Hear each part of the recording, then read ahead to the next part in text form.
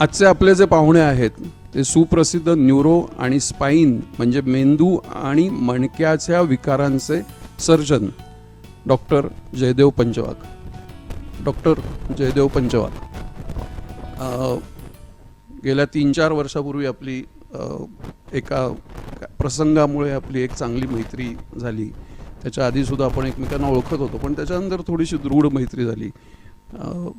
आणि हा संवाद हा कार्यक्रम सुरू केल्यानंतर असं वाटलं की तुमच्याशी गप्पा माराव्या. आणि याचा विषय जो आपण निवडला होता की एका न्यूरोलॉजिस्टच्या मेंदूत डोकावताना, असा विषय आपण ह्या मुलाखतीचा ठरवला आहे. खरं तर माझ्यासाठी हे खूप मोठं चॅलेंज आहे, कारण मी तुमच्या मेंदूत डोकावू शकत नाही, पण तरीसुद्धा मी प्रयत्न करणार आहे. सांभाळून घ्या. सुरुवात करताना आपण श्यामसुंदर सोसायटीपासून सुरुवात करूया.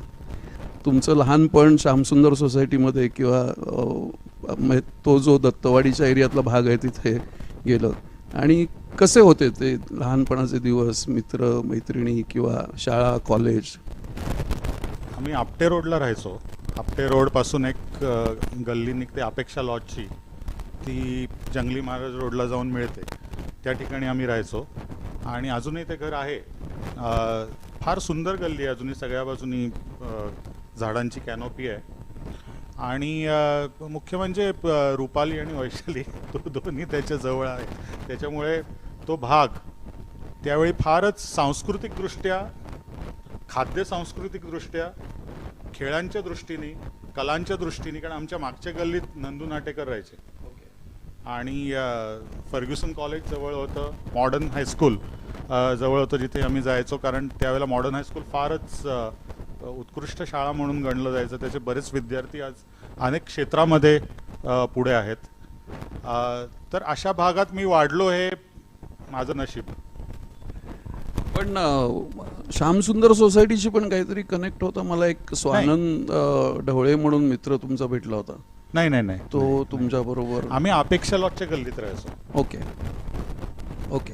मग त्याचं बहुतेक स्वानंदचं काहीतरी कन्फ्युजन झालं. किंवा माझा एक हा, तुमचा एक भाऊ तिथे राहायचा आणि तुम्ही तिथे खेळायला जायचा. बरोबर. पण मॉडर्न स्कूलमधनं बाहेर पडल्यानंतर, 12वी झाल्यानंतर मेडिसिनला जायचं हे कदाचित तुमचं आधीच ठरलं असेल. मग ही ब्रँच चूज करावी असं का वाटलं, ब्रेन आणि स्पाईन सर्जरी? नाही, मेडिसिनला जाण्याची जी प्रेरणा असायची ॲटलिस्ट त्यावेळेला, तर ते दिवस म्हणजे आपण 11वी 12वीत असतो, बऱ्यापैकी स्वप्न आपल्या डोळ्यासमोर असतात. आणि मेडिसिनमधलं सायन्स, मेडिसिन हा विषय असा आहे की ज्याच्यामध्ये सायन्स आणि लोकांसाठी काहीतरी करता येण्याची ॲबिलिटी, हे दोन्ही एकत्र झालेलं आहे. तर त्यावेळेला अशी स्वप्न असतात तरुणपणी, खूप ते आपल्याला वाटत असतं, म्हणून मेडिसिनला जाणं. आणि मेडिसिनला गेल्यानंतर काही वर्षानंतर असं लक्षात आलं की मेंदू हा जो अवयव आहे हा इतका अद्भुत असा अवयव आहे. त्याचप्रमाणे जो स्पायनल कॉर्ड आहे, तो स्पायनल कॉर्ड ॲक्च्युली मेंदूचंच कंटिन्युएशन आहे. तर ही संपूर्ण नर्वस सिस्टीम जी आहे ती अतिशय अद्भुत अशा प्रकारची एक रचना निसर्गाने तयार केलेली आहे. तर त्याचा अभ्यास आपण करायला पाहिजे आणि तो अभ्यास आपल्याला आयुष्यात आनंद देईल असं मला MBBS करताना वाटलं, आणि त्याच्यामुळे मी या ब्रँचकडे गेलो. पण त्यावेळेला म्हणजे तुमच्या बरोबरचे डॉक्टरी शिकणारी मंडळी होती, त्यांच्यामध्ये सुद्धा ह्या ब्रँचकडे जाण्याचा कल होता का? हे this was something different you choose? नाही, हे तुमचं म्हणणं बरोबर आहे की ही ब्रँच थोडीशी, ज्याला आपण ऑफबीट म्हणतो तशा टाईपची त्यावेळेला तरी होती, विशेष करून न्यूरोसर्जरी. आणि बऱ्याचशा लोकांचा कल हे अगदी सामान्य ब्रँचकडे जास्त असतो, कारण त्या टाईपचे रुग्ण समाजात जास्त असतात, त्याच्यामुळे तिकडे तो कल असतो. पण न्यूरोसर्जरी एक मेंदूच्या अभ्यासाचा भाग झाला. त्याचप्रमाणे सायकेट्री आहे, सायकॉलॉजी आहे, न्यूरोलॉजी आहे. तर हा सगळा एक समूह आहे ब्रँचेसचा. त्याच्यापैकी न्यूरोसर्जरीमध्ये मला जावं असं वाटलं, कारण ती एकच ब्रँच अशी आहे की ज्याच्यात आपण आपल्या हाताच्या सृजनशीलतेचा काहीतरी उपयोग करू शकतो. आणि कला आणि शास्त्र याच्या बॉर्डरवरची ही ब्रँच आहे आणि ते सुद्धा तुम्ही अशा ऑर्गनवर ऑपरेट करत असता, अशा अवयवावर ऑपरेट करत असता की ज्याच्यात आपली बुद्धी असेल किंवा भावना किंवा विचार, तर्क, गणित, कला या सगळ्यांचं केंद्र मेंदूमध्ये असतात. तर त्यावेळी माझ्या मनात असा विचार होता की आपल्या हाताने आपण जे काम करतो त्याचा लोकांना पण उपयोग व्हावा आणि आपल्या या सगळ्या इतर जे मी आता म्हणलं त्या विविध केंद्रांशी सुद्धा आपली ओळख व्हावी, हा एक ढोबळमानाने विचार होता. डॉक्टरांच्या जी ते म्हणलं तसं जी हाताची किंवा बोटांची कमाल आहे ती आपण एक सतारीचा व्हिडिओ नुकताच त्यांचा बघितला आहे. डॉक्टर हे उत्तम सतार वादनही तो किंवा व्हिडिओ बघूया आपण. सतार वादनाचा डॉक्टरांचा एक व्हिडिओ आहे तो आपण बघूया, म्हणजे तिथपासून एक वेगळी ओळख आपल्याला डॉक्टरांची होईल.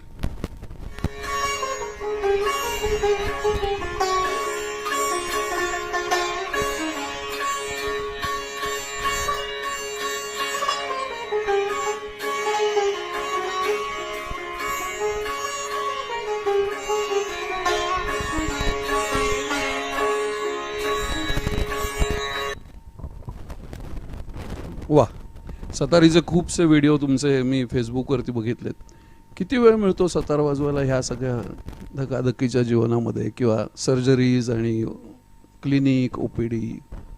ॲक्च्युली सतार मी मला वाटतं 9वी 10वीत असताना शिकायला सुरुवात केली आणि आजपर्यंत मी कायमच सतार माझ्याबरोबर ठेवत आलेलो आहे. म्हणजे मी जिथे जिथे गेलो, बारिंग जेव्हा मी भारताच्या बाहेर गेलो काही काळासाठी, तर सतार नेहमी माझ्याबरोबर मी ठेवली. म्हणजे सतार ठेवणं अवघड असतं जवळ, कारण एखादी गिटार तुम्ही ठेवू शकता इझिली, बसमधनं कॅरी करू शकता, पण मी ती ठेवली. मी जेव्हा मुंबईला केईमला होतो तिथे सुद्धा मी सतार घेऊन गेलो होतो. अर्थात मी ती नेहमी स्वतःसाठी वाजवत आलो आहे, कारण त्याच्यातला जो आनंद मिळतो तो स्वतःसाठीचा असण्यापुरतीच मी ती सतार वाजवतो. तो फार शेअर करायला गेला तर कदाचित लोक माझ्यापासून पळून जाऊ शकतील या विचाराने. खूप लोक जवळ पण एक उत्तम स्ट्रेस बस्टर म्हणून. हो, नक्कीच. आणि जे हाय टेन्शन, हाय प्रोफाईलचं काम करणारी लोक जे आहेत, तर त्यांनी अशा पद्धतीचं स्ट्रेस बस्टर घ्यावं.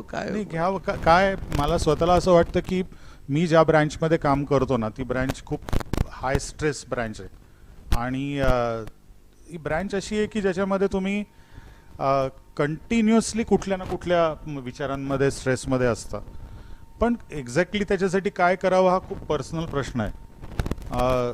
सतारीने मला जे आत वाटतं किंवा ज्याला आपण असं म्हणू की सतारीच्या तारेबरोबर आपल्या मनातल्या तारा ज्या त्या प्रत्येकाच्या जातीला असं नाही आहे. दुसऱ्या कोणाला तरी अजून काहीतरी वेगळ्या प्रकारची आवड असेल, पण ते नक्की करणं गरजेचं आहे. त्याचे अनेक उपयोग डायरेक्ट इनडायरेक्ट आहेत आणि विशेष करून ज्याला डेक्स्टेरिटी म्हणतात, मला त्याच्यात सतार वाजवण्याचा खूप उपयोग झाला असं मला स्वतःला वाटतं.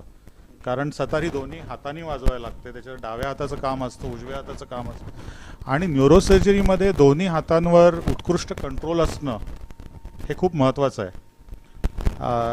बरेचसे असे न्यूरोसर्जन होऊन गेलेले आहेत जुने की जे अशा काहीतरी म्हणजे पेंटिंग असेल किंवा सतार असेल अशामध्ये त्यांनी भरपूर काम केलेलं आहे.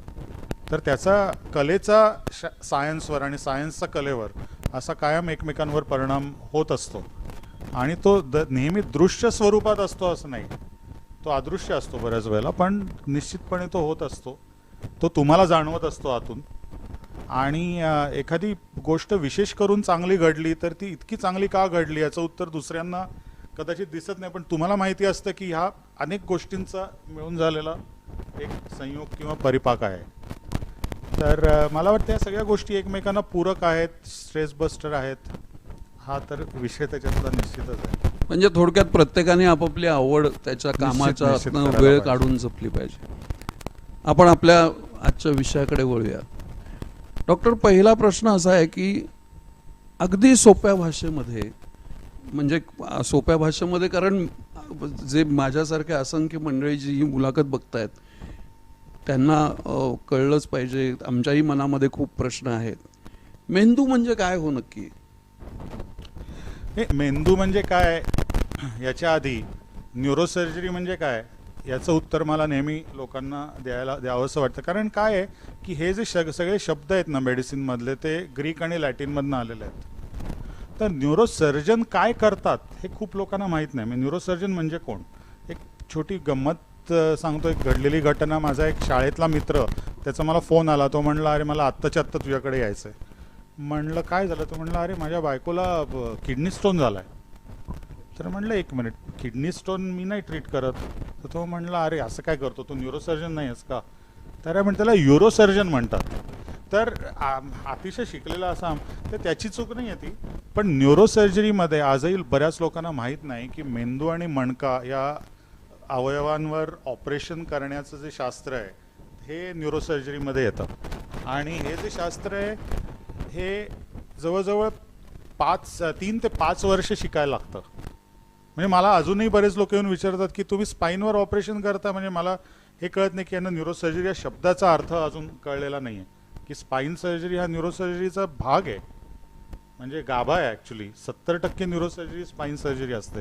पण म्हणून हे कधी कधी मुद्दामून सांगायला लागतं कारण हे शब्द आपल्याकडचे नाही आहेत, हे बाहेरचे शब्द आहेत. आणि तू आता म्हणलास की मेंदू म्हणजे काय. तर मेंदू म्हणजे हा माझ्या दृष्टीने सगळ्यात महत्त्वाचा ऑर्गन माणसासाठी आहे जो माणसाला माणूस बनवतो. कारण हार्ट सगळ्या प्राण्यांना असतं, बाकी हात पाय प्राण्यांना असतात. तर फरक काय आहे आपल्यामध्ये. तर आपल्यामध्ये फरक माझ्या मते मेंदू हा एक अवयव असा आहे की जो आपल्यामध्ये फरक करतो. म्हणजे प्राण्यांमध्ये मेंदू असतोच अर्थात, पण त्याच्या ज्या क्षमता आहेत त्या खूप लिमिटेड आहेत. आणि आपल्यामध्ये जो उत्क्रांत झालेला मेंदू आहे म्हणून आपण बोलतोय, आपण विचार करू शकतोय, आपण तर्क करू शकतो, आपण इतक्या सुंदर कलांना जन्म देऊ शकतो. म्हणून हा अतिशय महत्त्वाचा असा आणि अद्भुत असा अवयव आहे. ॲक्च्युली जितकं तुम्ही त्याच्यात शिकत जाल, मी आता बऱ्याच नवीन मुलांना असं सांगतो की तुम्ही ह्याच्याकडे लक्ष द्या, या अवयवाकडे तुम्ही या ब्रँचेस घेणं गरजेचं आहे. सायकोलॉजी असेल, सायकॅट्री असेल, न्यूरोलॉजी असेल, न्यूरोसर्जरी असेल. न्यूरोसर्जरी थोडी क्लिष्ट आणि अवघड ब्रँच आहे, पण बाकीचे जे अभ्यास करण्याच्या ब्रँचेस आहेत मेंदूचा, त्या ब्रँचेस तरी खूप अधिकाधिक मुलांनी घ्यायला पाहिजे. त्याला महत्त्व अजून वाढत जाणार आहे पुढच्या काळामध्ये. तुमच्याशी ज्या आला 2-4 दिवसापूर्वी गप्पा मारत होतो आणि हे मुलाखत आपण कशा पद्धतीने पुढे न्यावी असा विचार करत होतो. त्यावेळेला तुमच्या बोलण्यात असं आलं होतं की मेंदू हा एक अत्यंत महत्त्वाचा घटक आहे मानवी शरीरातला, एक महत्त्वाचा अवयव आहे. हे कळायला सुद्धा खूप वर्ष लागली होती किंवा त्याच्यामध्ये खूप रिसर्च ओरिएंटेड गोष्टी घडल्यानंतर मग हे लक्षात आलं की अरे मेंदू हा खूपच महत्त्वाचा आहे. तर त्याच्याविषयी सांगू शकाल काही. अगदी. कारण मेंदू या अवयवाचा विचार हा फक्त शास्त्रज्ञांनी केला आहे असं नाही आहे, तर फिलॉसॉफर्सनी केला आहे.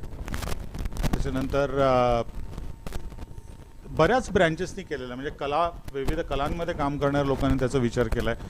तर अगदी इजिप्शियन लोक, आपल्याला ममी माहिती असतं ना, ममीफिकेशन करायचं. तर ते का करायचे. तर एखादी व्यक्ती गेली, म्हणजे मोठी व्यक्ती, तर त्या व्यक्तीला त्याच्या पुढच्या आयुष्यात, म्हणजे मरणोत्तर आयुष्यात, मरणोत्तर प्रवासात चांगले चांगले ऑर्गन सगळे बरोबर असावेत म्हणून ते प्रिझर्व करून ठेवायचे. आणि त्याच्यात मजा अशी आहे की त्यात लिहून ठेवलं आहे की त्यात मेंदू काढून टाकायचे. कारण मेंदूला फार महत्त्व नाही असं त्यावेळेला वाटायचं. कारण हार्टकडे बघितलं तर हार्ट बीट होत असतं. त्यानंतर काळीज, त्या माणसाला काळीज नाही असं शब्द, किंवा उलट्या काळजाचा वगैरे अशा बऱ्याच संज्ञा मराठीमध्ये आहेत. तर ते सगळं लिव्हरशी संबंधित आहे. आणि मेंदू काढून टाकायचे. आणि त्यांना माहिती इतकी होती ॲनाटॉमीची की नाकातून मेंदूपर्यंत जाता येतं माहिती होतं. त्याच्यामुळे पूर्ण स्कल न उघडता ते मेंदू काढून टाकायचे. म्हणजे त्यांना ॲनाटॉमी माहिती होती पण मेंदूचं महत्त्व माहीत नव्हतं. तर ते मेंदू सगळा काढून टाकायचे आणि मग मॉमिफिकेशन करायचं. तर त्यावेळेला मेंदूला महत्त्व नव्हतं. इवन ॲरिस्टॉटल हा जो तत्ववेत्ता होऊन गेला, तर ॲरिस्टॉटलनी एके ठिकाणी असं लिहिलेलं आहे की माणसाचा जो म्हणजे बुद्धी, विचार, आत्मा हा जो आहे तो सगळं हृदयात आहे. तर हे सगळे मी त्यांना आर्मचेअर फिलॉसॉफर्स म्हणतो की आपण असं बसलोय असं छानपैकी रविवारी ब्रेकफास्ट करून बसायचं आणि मेंदू कुठे, मेंदूचं नेमकं हे काय, मेंदूचा नेमका उपयोग काय असा विचार करायचा आणि आपल्याला जे वाटेल त्याच्याप्रमाणे लिहायचं आणि त्यांचे फॉलोअर्स असायचे त्याला हो म्हणायचे. पण निरीक्षणावर आधारित असं जे काम झालं ना ते इसवी सन पूर्व शेवटच्या 300 वर्षात झालं. ते त्यावेळेला म्हणजे तुला आश्चर्य वाटेल की टोलेमी नावाचा राजा होता आणि टोलेमी नावाचा जो राजा होता त्यांनी व्हिविसेक्शन म्हणतात, म्हणजे माणूस जिवंत असताना त्याचं डिसेक्शन करणं, म्हणजे कल्पना करून सुद्धा आपल्या अंगावर काटा येतो. तर बापरे, असं काही केलं जायचं? असं झालेलं आहे. आणि ते सगळे कैदी होते आणि त्यांना मृत्यूदंडाची शिक्षा दिलेली होती. त्याच्यामुळे त्या राजांनी सांगितलं होतं की यांचं डिसेक्शन करा. आणि ॲक्च्युअली माणूस जेव्हा श्वास घेत असतो तेव्हा आतले ऑर्गन कसे कार्य करतात ते बघा. म्हणजे ही क्रौर्याची परिसीमा आहे असं आपण म्हणू शकतो. पण हे घडलेलं आहे. तर त्यावेळी हेरोफिलस नावाचा माणूस होता आणि त्याच्याबरोबर इझॅस्ट्रिटेटस नावाचा त्याचा शिष्य होता. तर ह्या दोघांनी मिळून ही डिसेक्शन्स केली आणि ती अलेक्झांड्रियाच्या ॲक्च्युली चौकांमध्ये केली, लोकांसमोर केली की इंटेस्टाईन कशी दिसतात, हार्ट कसं दिसतं, मेंदू कसा दिसतो. तर पहिल्यांदा हेरोफिलसनी असं बघितलं की सगळ्या नसा ज्या आहेत त्या मेंदूपर्यंत पोचतात आणि म्हणून तो म्हणला की मेंदू हा महत्त्वाचा ऑर्गन आहे. पण हेरोफिलसपेक्षा तेव्हाही अरिस्टॉटलच्या मताला जास्त महत्त्व होतं.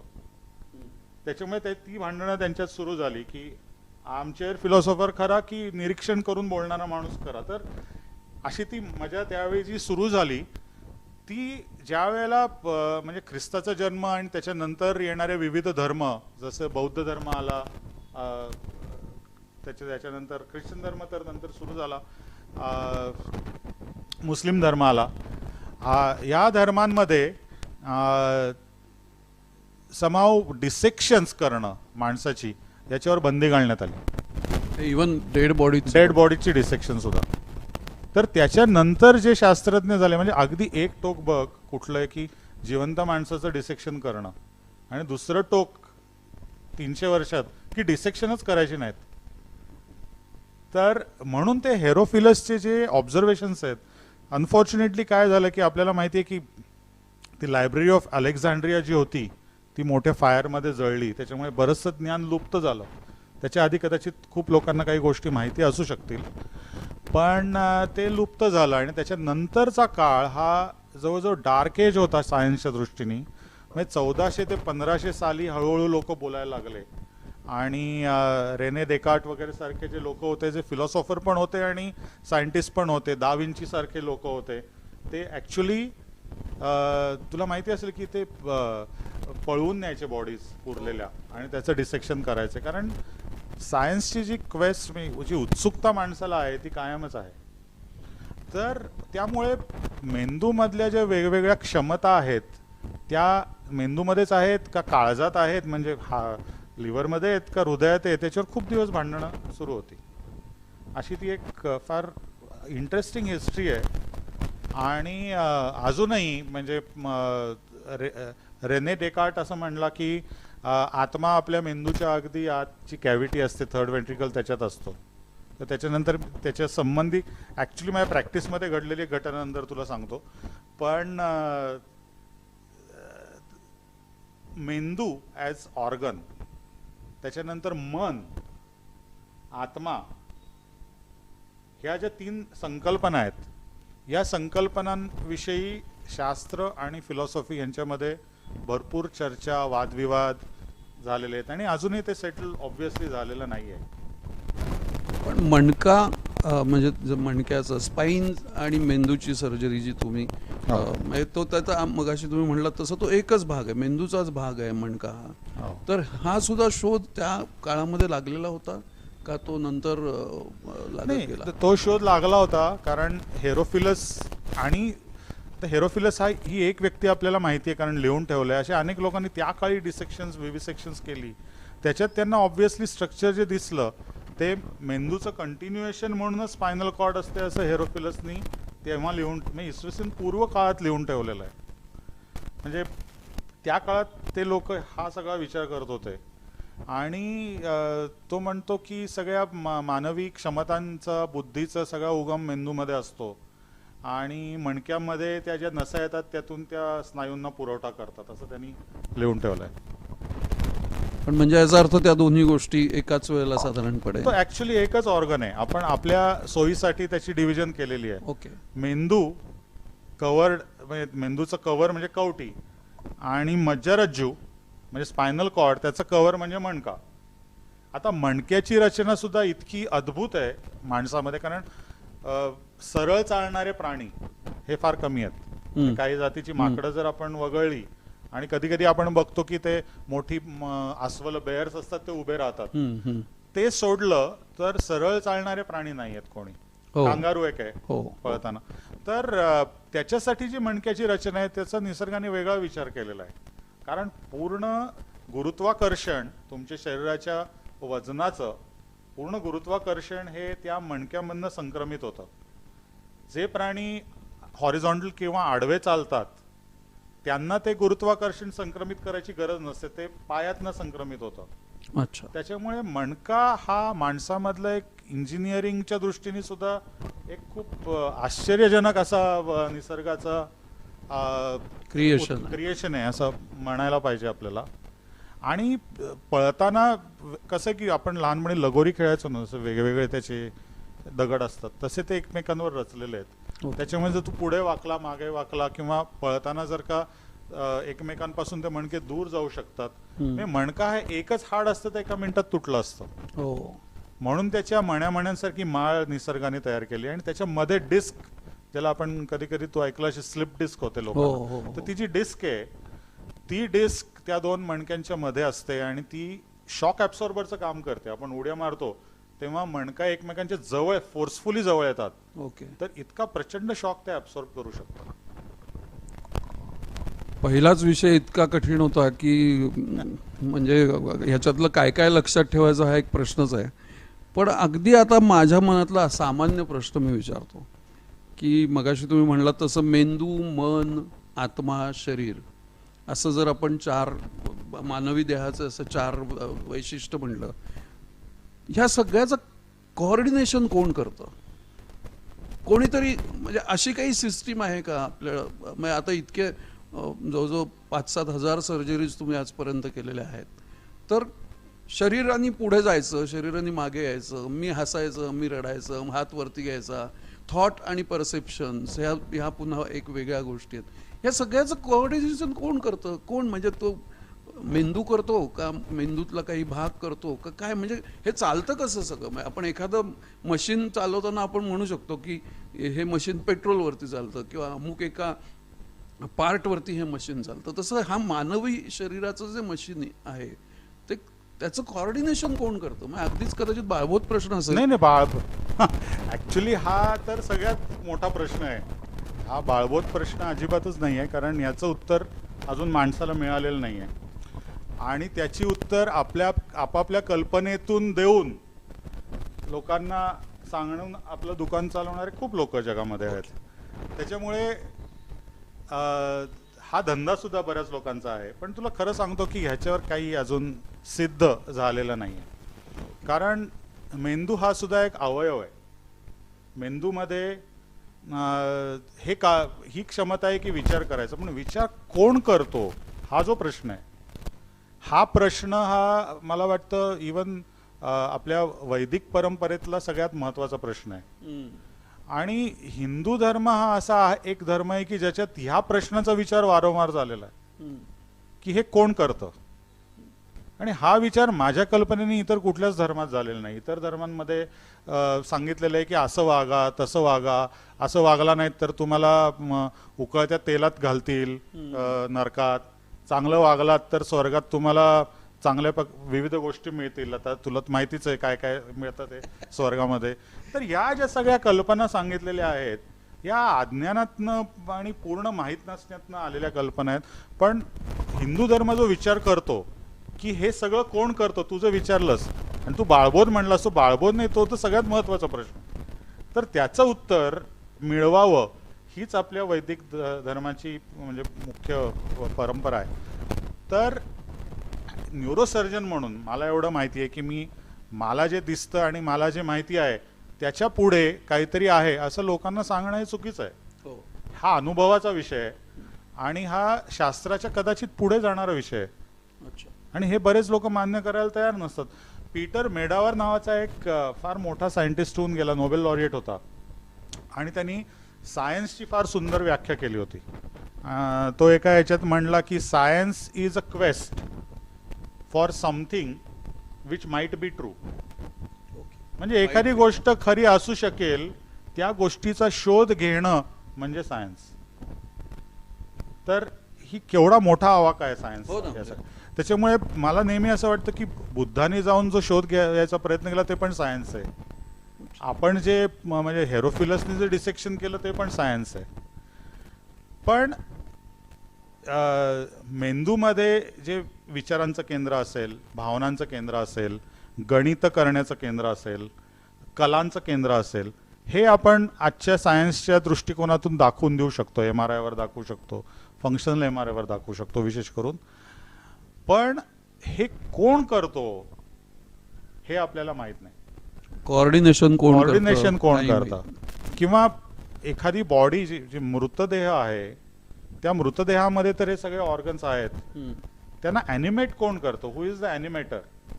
आणि मग आत्मा, बरेच त्याच्यात कल्पना आपल्या याच्यामध्ये कॉन्सेप्ट्स आहेत, कल्पना नाही, ज्याला लिंगदेह म्हणतात, सूक्ष्मदेह म्हणतात, ह्या सगळ्या सायन्सच्या पुढच्या गोष्टी आहेत. पण ह्याच्यात एक मजेदार घटना अशी घडली होती की रेने डेकार्ट खरं त्याला रिस्पॉन्सिबल आहे, मी नाही. तर 1415 साली त्यांनी असं लिहून ठेवलं होतं की आपला आत्मा खूप जे आतली आपली भाग आहे थर्ड वेंट्रिकल म्हणून त्याच्यात असतो. तर हे कोणतरी माझ्या एका पेशंटनी वाचलं, मी तेच विचारणार होतो. ती स्टोरी घडली, आत्म्याचं घर, तर ती आत्म्याचं घर. अर्थातच म्हणजे जेव्हा आम्ही ऑपरेट करतो तेव्हा असं काही दिसत नाही, पण तो इंजिनियर आहे, त्यांनी मला विचारलं की पेशंट तर तो अर्थातच त्यांनी अभ्यास केला की आपल्याला जिथे ट्युमर झालाय तिथे काय असतं वगैरे, आणि त्याच्या वाचण्यात आलं की रेने डेकार्ट म्हणलं की तिथे आत्मा असतो. तर त्यांनी मला असं विचारलं की डॉक्टर, माझा सर्जरी नंतर आत्मा शाबूत राहील का? तर हा प्रश्न म्हणजे अर्थातच त्यावेळेला तो हसण्यावरी नेण्यासारखा नव्हता, कारण तो घाबरला होता त्याच्या सर्जरीसाठी. तर मजेचा भाग जर दूर ठेवला तर जो अगदी आतला भाग आहे याचा थर्ड वेंट्रिकलचा, तिथे आत्मा असतो असं त्याचं म्हणणं होतं. आम्ही ऑपरेशन करतो तेव्हा अर्थात असं काही दिसत नाही, कारण या दृश्य गोष्टी नाही आहेत. या कॉन्सेप्ट्स या आत्ताच्या आपल्या सायन्सशी, न्यूरोसर्जरीशी जोडण्याचा प्रयत्न करणं हे बरोबर नाही. तसंच काही लोकांनी मला विचारलंय की जर का मणक्यामध्ये आपण असं म्हणतो की कुंडलिनी शक्ती असते किंवा त्याच्यात इडा पिंगला नाड्या असतात, सुषुम्ना नाडी असते, तुम्ही कधी बघितली आहे का? तर तशी ती दिसण्यासारखी ते हे एनर्जी चॅनल्स आहेत माझ्या म्हणण्याप्रमाणे, या अनुभवाच्या क्षेत्रात येणाऱ्या गोष्टी आहेत. तर मी नेहमी असं म्हणतो की 2 डायमेन्शनल जॉमेट्रीचे नियम हे 3 डायमेन्शनल जॉमेट्रीला लागत नाहीत. हे जोपर्यंत आपल्याला कळत नाही तोपर्यंत आपण एखाद्या गोष्टीला सायंटिफिक अनसायंटिफिक असं म्हणत राहू. आपण 2 डायमेन्शनल जॉमेट्री शिकतो, त्याच्यावरनं 3 डायमेन्शन खरं आहे का खोटं आहे हे करणं हे बरोबर नाही, अशक्य पण आहे जवळजवळ. डॉक्टर, आत्ताच्या काळातला एक खूप मोठा जो प्रश्न सगळ्यांच्या समोर निर्माण झाला आहे, तुमच्याशी गप्पा मारताना त्याचं नाव कळलं, सायकोसोमॅटिक, की बऱ्याचशा शारीरिक व्याधी ह्या मानसिक चढ उतारावरती अवलंबून असतात. निश्चित. आणि जे खूपशी लोक आता ते मोठ्या प्रमाणावरती फेस करतात. सो सायकोसोमॅटिक बद्दल तुम्ही काय म्हणू शकाल? नाही, सायकोसोमॅटिक आजार हे अर्थातच म्हणजे हे खरंच आहे की ते होतात, त्याच्यात काही शंका वगैरे काही नाही. मानवी शरीर जे आहे, बरेच लोक म्हणतात की ते एखाद्या कॉम्प्युटर सारखं आहे, एखाद्या गाडीसारखं आहे, की बाबा चाकं आहेत, पायासारखी इंजिन आहे. तर फरक असा आहे की हे जे सगळी मशीन्स आहेत किंवा रोबो फॉर एक्झाम्पल, जो सगळं करू शकतो, त्याला पाय असतात, मेंदू असतो, म्हणजे मर्यादित का होईना मेंदू असतो. तर माणसांनी ते वेगवेगळे अवयव तयार केलेले आहेत त्याचे, रोबोचे, आणि मग एकत्र जोडलेत.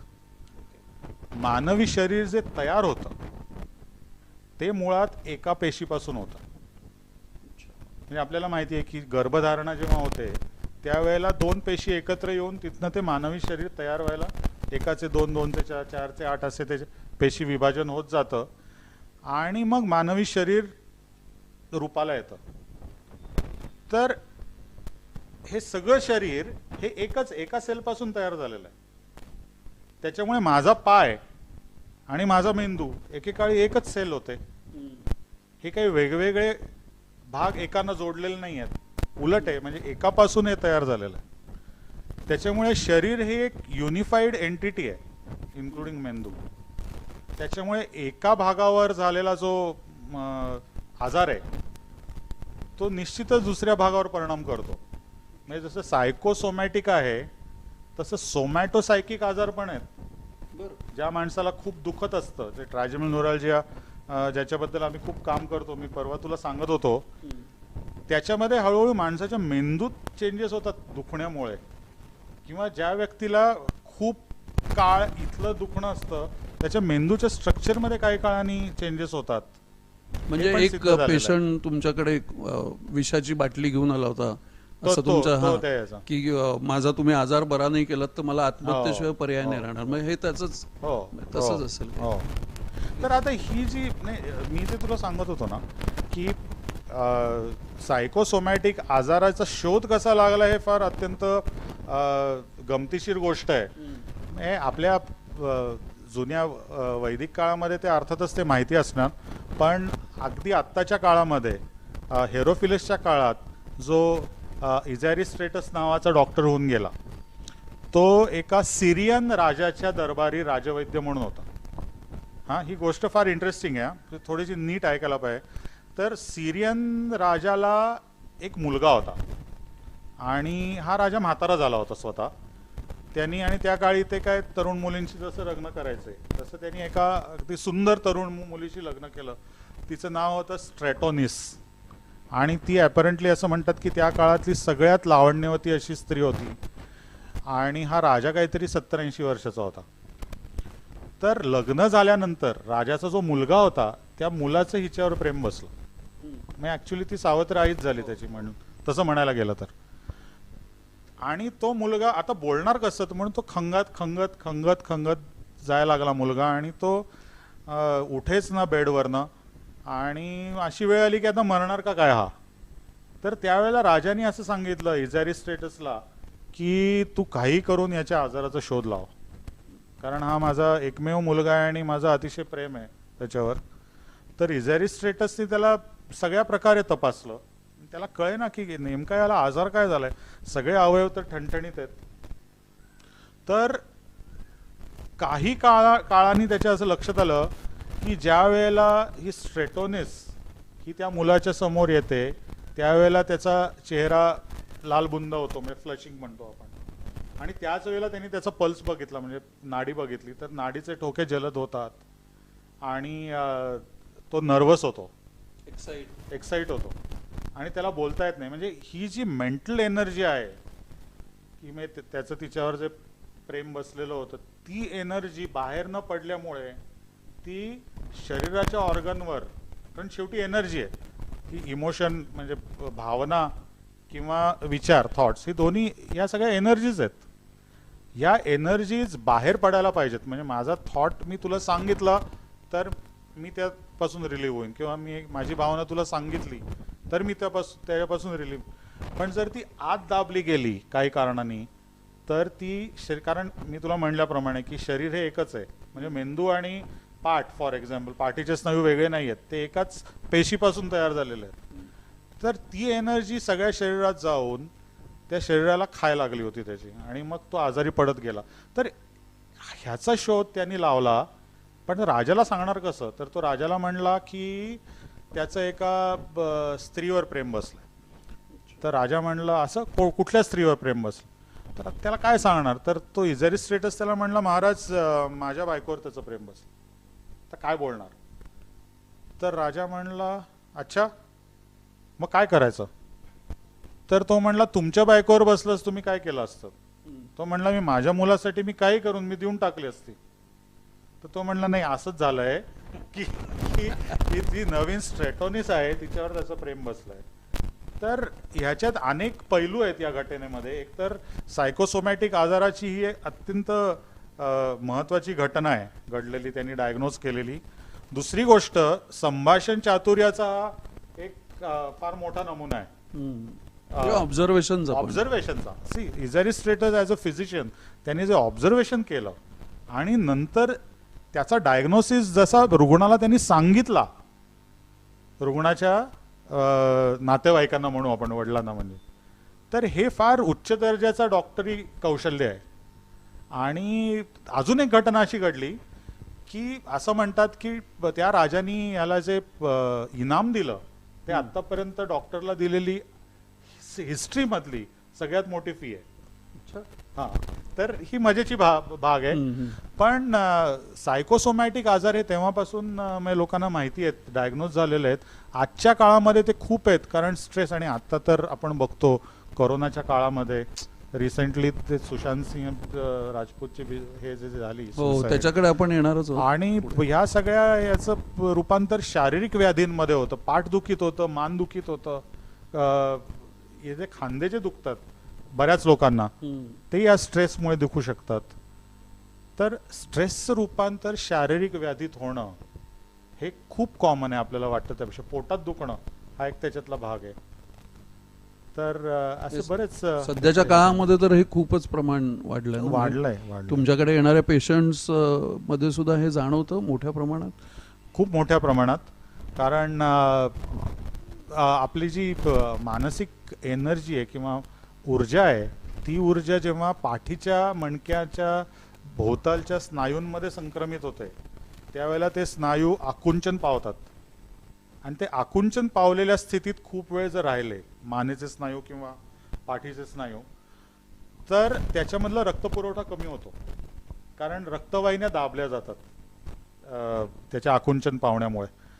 त्याच्यामुळे ते स्नायू कडक होत जातात आणि जो स्टिफनेस आपण म्हणतो आणि दुखणं हे त्याच्यातनं सुरू व्हायला लागतं.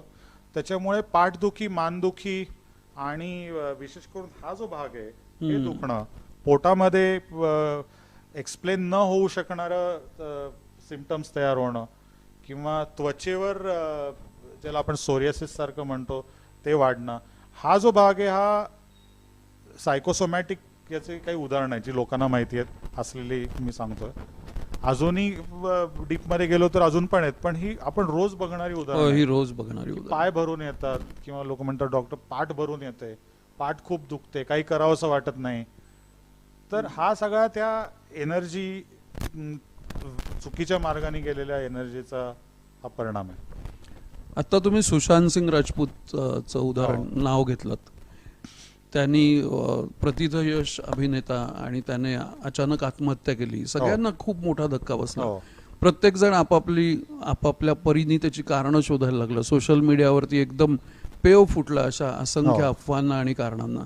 आणि दुसऱ्या दिवशी तुम्ही एक आर्टिकल लिहिलं त्याच्यावरती, आणि त्या आर्टिकलमध्ये तुम्ही असं लिहिलं होतं की हा एक आजार आहे आणि तुम्ही ह्याची कारणं शोधू नका, तर हा आजार म्हणून ट्रीट करा.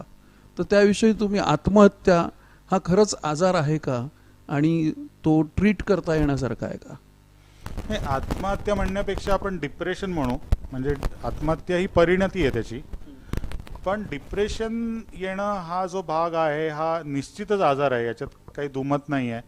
जशा मानसिक आजार मागच्या 200 ते 300 वर्षात लोकांना माहिती होत गेले जास्त. त्याच्या आधी म्हणजे एखाद्याला वेड लागलाय एवढंच बोललं जायचं. पण मानसिक आजार कसे असतात, त्याचं वर्गीकरण काय, आपण त्या मानसिक आजारांविषयी काय करायला पाहिजे, हा जो विचार आहे हा जास्ती करून मागच्या 200-300 वर्षात झाला. तर सिग्मंड फ्रॉइड ही जी व्यक्ती होती, म्हणजे ती सगळ्यांनी ऐकलेलं आहे, आणि त्याचं इंटरप्रिटेशन ऑफ ड्रीम्स म्हणून अत्यंत महत्त्वाचं पुस्तक आहे. फ्रॉइड सगळ्यांना खरं माहिती असायची सगळ्यात महत्त्वाची गोष्ट म्हणजे तो सेक्शुअल मेंटल एनर्जीबद्दल खूप बोलला, आणि त्याच्याबद्दल फारच लोकांना कुतूहल असतं, आणि त्याच्यामुळे फ्रॉइड लोकांना माहिती आहे. जसं ओशो म्हणायचे, एक मजा म्हणून मध्येच सांगतो तुला, की ओशो म्हणायचे की मी इतक्या विषयांवर पुस्तकं लिहिली, 1000 एक पुस्तकं मी लिहिली म्हणले, म्हणजे अष्टावक्र महागीतेपासून ते कृष्णाबद्दल लिहिलं. पण लोकांना माझं एकच पुस्तक लक्षात आहे की संभोग से समाधी तक. म्हणजे माणसांचा विचार कुठल्या दिशेने हे असतो. तर परत मी फ्रॉइडकडे यायचं कारण लोकांना फ्रॉइड याच्यामुळे माहिती आहे जास्त. खरं फ्रॉइड अनेक विषयांवर बोलला आहे, त्यापैकी इंटरप्रिटेशन ऑफ ड्रीम हे एक त्याच्यातलं भाग आहे. तर फ्रॉइडनी सबकॉन्शियस माइंडबद्दल तो जास्त बोलला की आपल्याला जे विचार मनामध्ये येतात आणि आपण कॉन्शियस स्टेटमध्ये जो आपलं माइंड आपल्याला जे माहिती असतं त्याच्या आत एक वेगळा थर आहे, आणि तो जो थर आहे तो आपल्याला कळत नाही, पण आपल्या अनेक वर्षांचे अनुभव आणि कदाचित सगळ्या मानव समूहाचे अनुभव हे त्या थरामध्ये समाविष्ट झालेले आहेत. आणि तो जो थर आहे त्या थरातून आपल्याला वरती प्रेरणा मिळत असतात, ज्या कॉन्शियसनेसमध्ये आपल्या येत असतात, जे आपल्याला कळतं आपला विचार काय. आपल्याला अचानक कळत नाही हा विचार आला कुठून, ही भावना आली कुठून. तर हे विचार कुठेतरी सबकॉन्शियसमध्ये असतात. तर तो सबकॉन्शियस बद्दल बोलला. पण त्यावेळेला त्यांनी सायको ॲनालिसिस, सायकोथेरपी असे विषय मांडले. 1950 पासून हे सिद्ध झालं की मेंदूमध्ये जे न्यूरोट्रान्समीटर केमिकल्स तयार होतात त्यांचा जो बॅलन्स असतो त्या बॅलन्समुळे माणसाच्या भावना, विचार हे चांगल्या स्थितीत राहू शकतात. त्याचा जर इम्बॅलन्स काही कारणाने झाला तर डिप्रेशन येऊ शकतं. म्हणजे डिप्रेशन हे एक्सटर्नल पण असू शकतं आणि इंटरनल पण असू शकतं. त्याच्यापैकी एक्सटर्नल डिप्रेशन हे आपल्या सगळ्यांना माहिती आहे की एखादी वाईट घटना घडली किंवा एखाद्या माणसाला समजा आयुष्यात यशच मिळत नसेल, इनसिक्युरिटी निर्माण झाली, किंवा माणसांना असं वाटायला लागतं की आपल्याला सगळेच जण छळत आहेत, किंवा त्याला असे अनुभव आले, अशा लोकांशी त्याची गाठ पडली की जे ॲक्च्युली छळत आहेत, म्हणजे वाटणं सोडून दे खरोखरी छळत आहेत. तर हे सगळे एक्सटर्नल फॅक्टर्स झाले. इन्फिरियरिटी कॉम्प्लेक्स हे बाहेरचे फॅक्ट, हां हो बरोबर, हे सगळे बाहेरचे फॅक्टर झाले. किंवा खूप काय लोक म्हणतात माझे लहानपणीच वडील गेले आणि मला धक्का बसला, हा एक्सटर्नल फॅक्टर झाला. या एक्सटर्नल फॅक्टरचा तुमच्या न्यूरोट्रान्समीटरवर काय परिणाम होतोय हे तुमचं जेनेटिक्स ठरवत असतं. ओके. म्हणजे एखाद्या व्यक्ती आलेलं अपयश किंवा वाईट घटना ही अशी झटकून टाकू शकेल की हे तर काय कोणालाही होतं आणि हे आज झालं तर उद्या मी वेगळं करून दाखव. हा जो मनात विचार येणं आहे हा विचार त्या न्यूरोट्रान्समीटरमुळे येत असतो आणि ते बऱ्यापैकी जेनेटिकली डिटरमिन्ड असतं.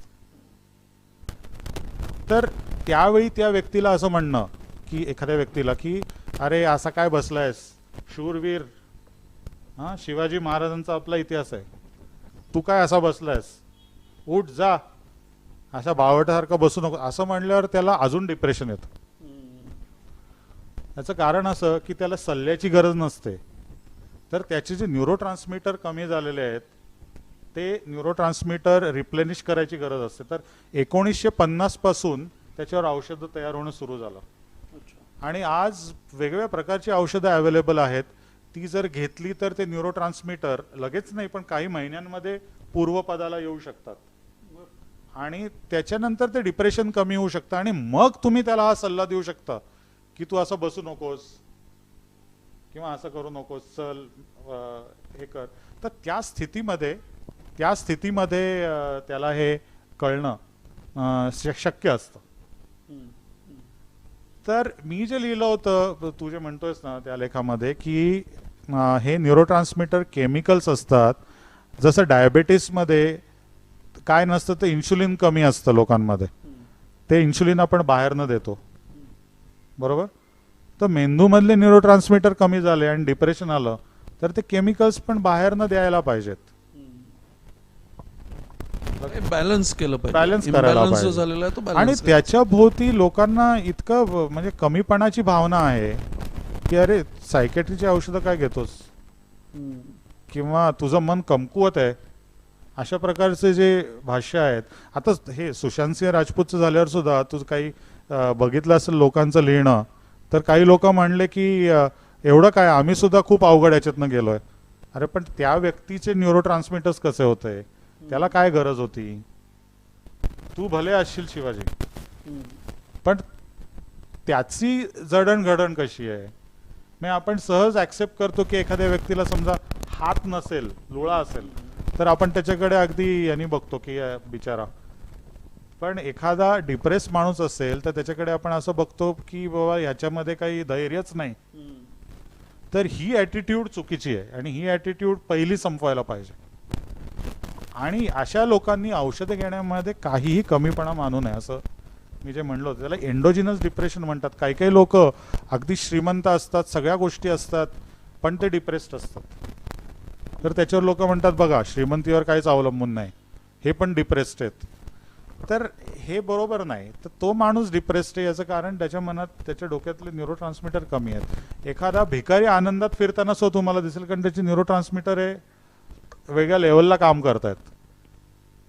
तर या दृष्टीने सायकोलॉजिकल आजारांकडे बघायला पाहिजे. पण म्हणजे याला आपण सोप्या भाषेत ज्याला पॉझिटिव्ह थिंकिंग किंवा निगेटिव्ह थिंकिंग असं म्हटलं जातं, तर डिप्रेशन हा निगेटिव्ह थिंकिंगचाच भाग असेल. निगेटिव्ह थिंकिंगचा भाग आहे, पण त्याचं कारण हे आपल्या केमिकल इम्बॅलन्स मध्ये आहे.